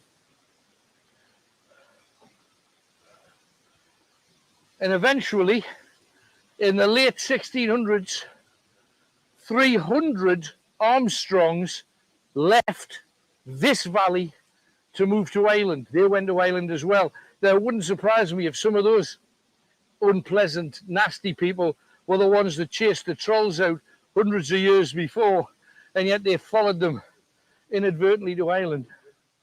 You getting anything? I can get that stuff on the camera. You can see it there, look. That stuff is coming. But it's not rain. It's not rain. I don't know what. Is it snow? It looks like snow, doesn't it? But it's not wet. But there's nothing there. You can see it in the beam. You can see it clearly on the night vision. Camera, yeah. Do you want to give me this? But don't fall. Yeah. That's over your head, is it? Yeah, yeah. Gotcha. Famous last words. You need to be. Do you want to do behind us as well? Then you can follow us. We need to do the tunnel at some point, but we're going back that way at some point. At some point. So don't forget, share. Please make sure that you share this with as many people as you can. Kenny's got the night vision. He's catching all kinds of stuff. It looks like it's raining on the night vision. Look, it's dry as a bone. And yet there's something that resembles rain on the night vision. What is that? We've got no idea. We've already caught screams in the woods. We've already had a few bloody stories. We've got an awful lot more, because this was also the land where Armstrongs, Fenwicks, and Rowells did all kinds of horrific things. And sometimes they would kidnap women and young girls under the age, and they would bring them down here and share them out amongst their clansmen, and it was not a pretty thing. And when they were finished with them, They didn't set them free. They didn't let them go. They didn't let them return back to their families. They finished them here and just let the animals that lived in these woods at the time. And back then we're talking wolves, wild boar would feed on them, and you'd walk along tracks like this and just come across the body of somebody bleeding. I know Kenny's down there somewhere. Oh, there he is. Just to remind you, the supporters get all the night vision that Kenny's filming now. If you're a supporter, you'll get all of the night vision and everything extra. All of the night vision. You'll also get an amazing ghost story from one of the war memorials here, and it's a story about people meeting at the memorial. An amazing little tale.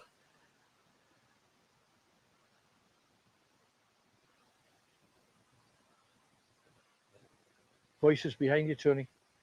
Did you hear anything there? I can hear loads in this forest. But voices? There's loads of noises going on. Indulgent Escapes by Jet2 Holidays.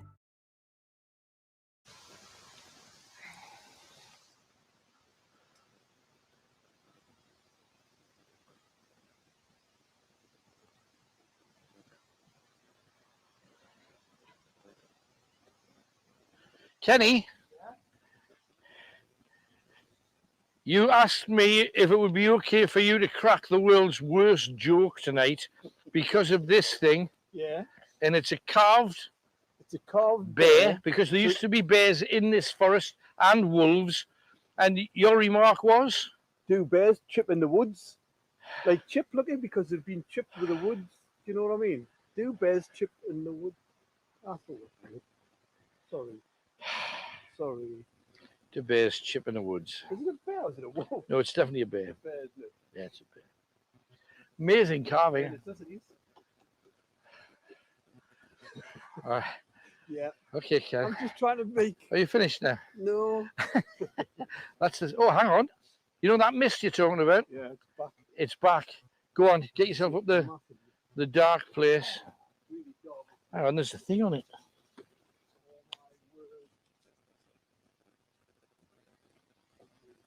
Bill Pierce.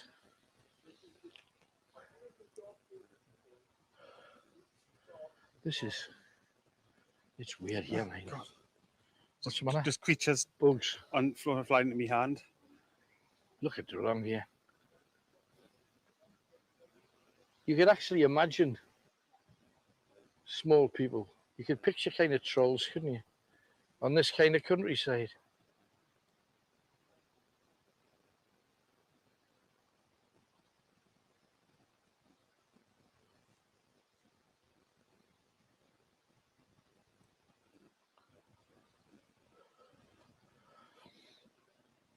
People are saying it's a wolf.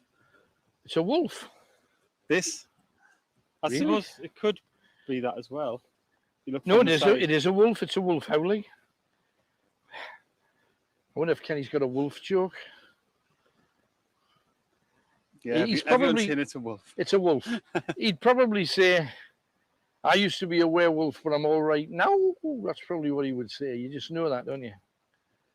It's a wolf. Yes, you're quite right. So bears don't chip in the woods, is in answer to his question. Let's see what we can find. Maybe we'll find that bridge up here. With the voice of the North. This is Night Owls with Alan Robson. Call 0191 488 3188. Greatest Hits Radio. And we still have 4 clues. We got a few people that have got it right. We have an awful lot that have got it completely wrong. Clue 1. What we want lorry drivers to do, especially in Yorkshire. What's another name for a lorry, and what's the nickname of people who live in Yorkshire? Second clue, if you're sweating or in bed with your partner, are you getting this? Opposite of cold and opposite of hate. Third clue, a robot that sits on a cushion in the East dispensing wisdom. What's a robot made of? What is an Eastern holy man called? Fourth clue, what people used to do to get their family or guests to come to the dining room to eat dinner. And Roger Taylor does it for Queen at the end of Bo Rap. Okay, what is it? 4 clues. What's the name of the artiste? That's all we need to know. 0191 488 3188. Hang on. Matthew is with us in Newcastle upon the Tyne. Hello, Matthew. Hello, Alan Walker. You right, Walker? What have you been up to? I'm good. I'm waiting for you, actually. I know, I've been waiting a long time. I know, but you've done well. You've got on again, so well done, Matthew. I know, thank you. I'm saying, Alan, I don't trust government. I think government are just giving with the COVID, so they take our money. Did you hear about gas prices are rised up, by the way? Yeah, and energy prices are all on the way up, definitely. Yeah. I think I find it quite annoying. I mean, I hope there's not going to be another lockdown. I'll bite my tongue. I'll take the virus. I'll bite my tongue, buddy lad. I'd be surprised. Yeah. To be honest, I'd be surprised if there is, but who knows? Yeah, I'm saying, Alan. My other point, by the way. I'm saying, I've been watching the soaps this week. The soaps last week they've been pretty good. They're doing a murder inquiry in Coronation Street. Close said. The girl Kelly was in it. She got arrested for somebody's murder, by the way. Right. You know what I mean? Uh-huh. Yeah. I found it quite shocking, really, that they've arrested a girl in Coronation Street for a murder. She wasn't even there. She wasn't even quit the murder. She was hanging out with a lad called Corey, but she wasn't really at the murder. You know what I mean? But right. Well, you do know it's just a story, don't you? I know. I understand that. Right. I'm saying the weather's been nice. Did you enjoy the sun this week, Alan? The sun, by the way. Yeah, it's been really good. And on Thursday, when we did our ghost hunt, which went out on Friday, I'm listening. The rain was dry. And I've never experienced dry rain ever. I can't explain it. I don't know what it was, but it looked like rain. And you put your hand out, and it wasn't wet, and I had no idea what was going on now. I'm saying, Alan, I pre-ordered the Battlefield 42 game, but the people who make it, guys, they've cancelled it out for a bit to finish the beta thing off, put more things in it and that. You know what I mean? I see. Yeah. But you know what I mean? But the hopefully should be a beta soon. You know what I mean? If you know what I mean. Well, I hope so. I hope you get your beta as soon as you can. Will. I'm saying, Alan, what's your favourite Elvis Presley album? I forgot that last time I was on, by the way. Famous Elvis, probably these greatest hits because they're all on there. Double CD. Very Did you get I Can Dream by Elvis in the Vanilla Orchestra? Great song. I'm saying, Alan. I'm saying you mean a lot to me, and you mean a lot to everybody who's on this station. You mean a lot to me as well. I mean, I love this show, and I'm glad that people of Greatest Hits Radio have took you on. You know what I mean, forget about the other station; it's rubbish. You know? Well, I'm glad too. So thank you, Matthew. I'm going to dive across to Linda because we've only got 2 minutes left. Thank you, Matthew. Alan, thank you. Cheers. Bye. Bye. And here's Linda. Blame me when I get my mouse working. Come on, mouse, and it's not doing it. Can I use my finger? Vicar. Hello, Linda. Hello. Hey, there you go. Haven't got long, but we had to kind of squeeze you in if we could. How you doing? Right. What about you? You know, you need some gel.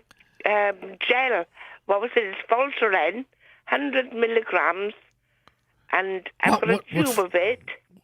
What for? For your leg. Oh, for me leg. I've got me devil's claw. I'm fine. Are you sure? Oh, absolutely. But thank you for offering. But no, I've got this devil's claw, and it's like setting your leg on fire. Right. But the following day, it's a lot better. It's like you've never had a problem. It's there we are. Then. It is. So no, I'm in good shape. Just it is like being burnt at the stake. It is really incredibly hot. But then again, I'll end up with legs like a racehorse. How about that? What was it? And your best £5 that you spent, what was your best bargain? Best bargain was Hexham Market. Mm-hmm. No. Boots. Boots. Car boot sale. Oh, car boot sale, right? What did you get? I got a white paint for £5. A 5 litre. Oh, blimey, right. Yeah. Oh, that's good value. It was brilliant for extension, for interior. Yeah. Exterior. I wasn't going to gloss over it. Right. Yeah. So that was brilliant. Yeah, fantastic. I've been there again today. Did you get anything? I got 4 glasses, wine glasses for £4. Fantastic. Linda, I'm so sorry, but we are absolutely out. Out of time. Don't worry. But bless you. Thank you, Linda. Bye. Bye-bye.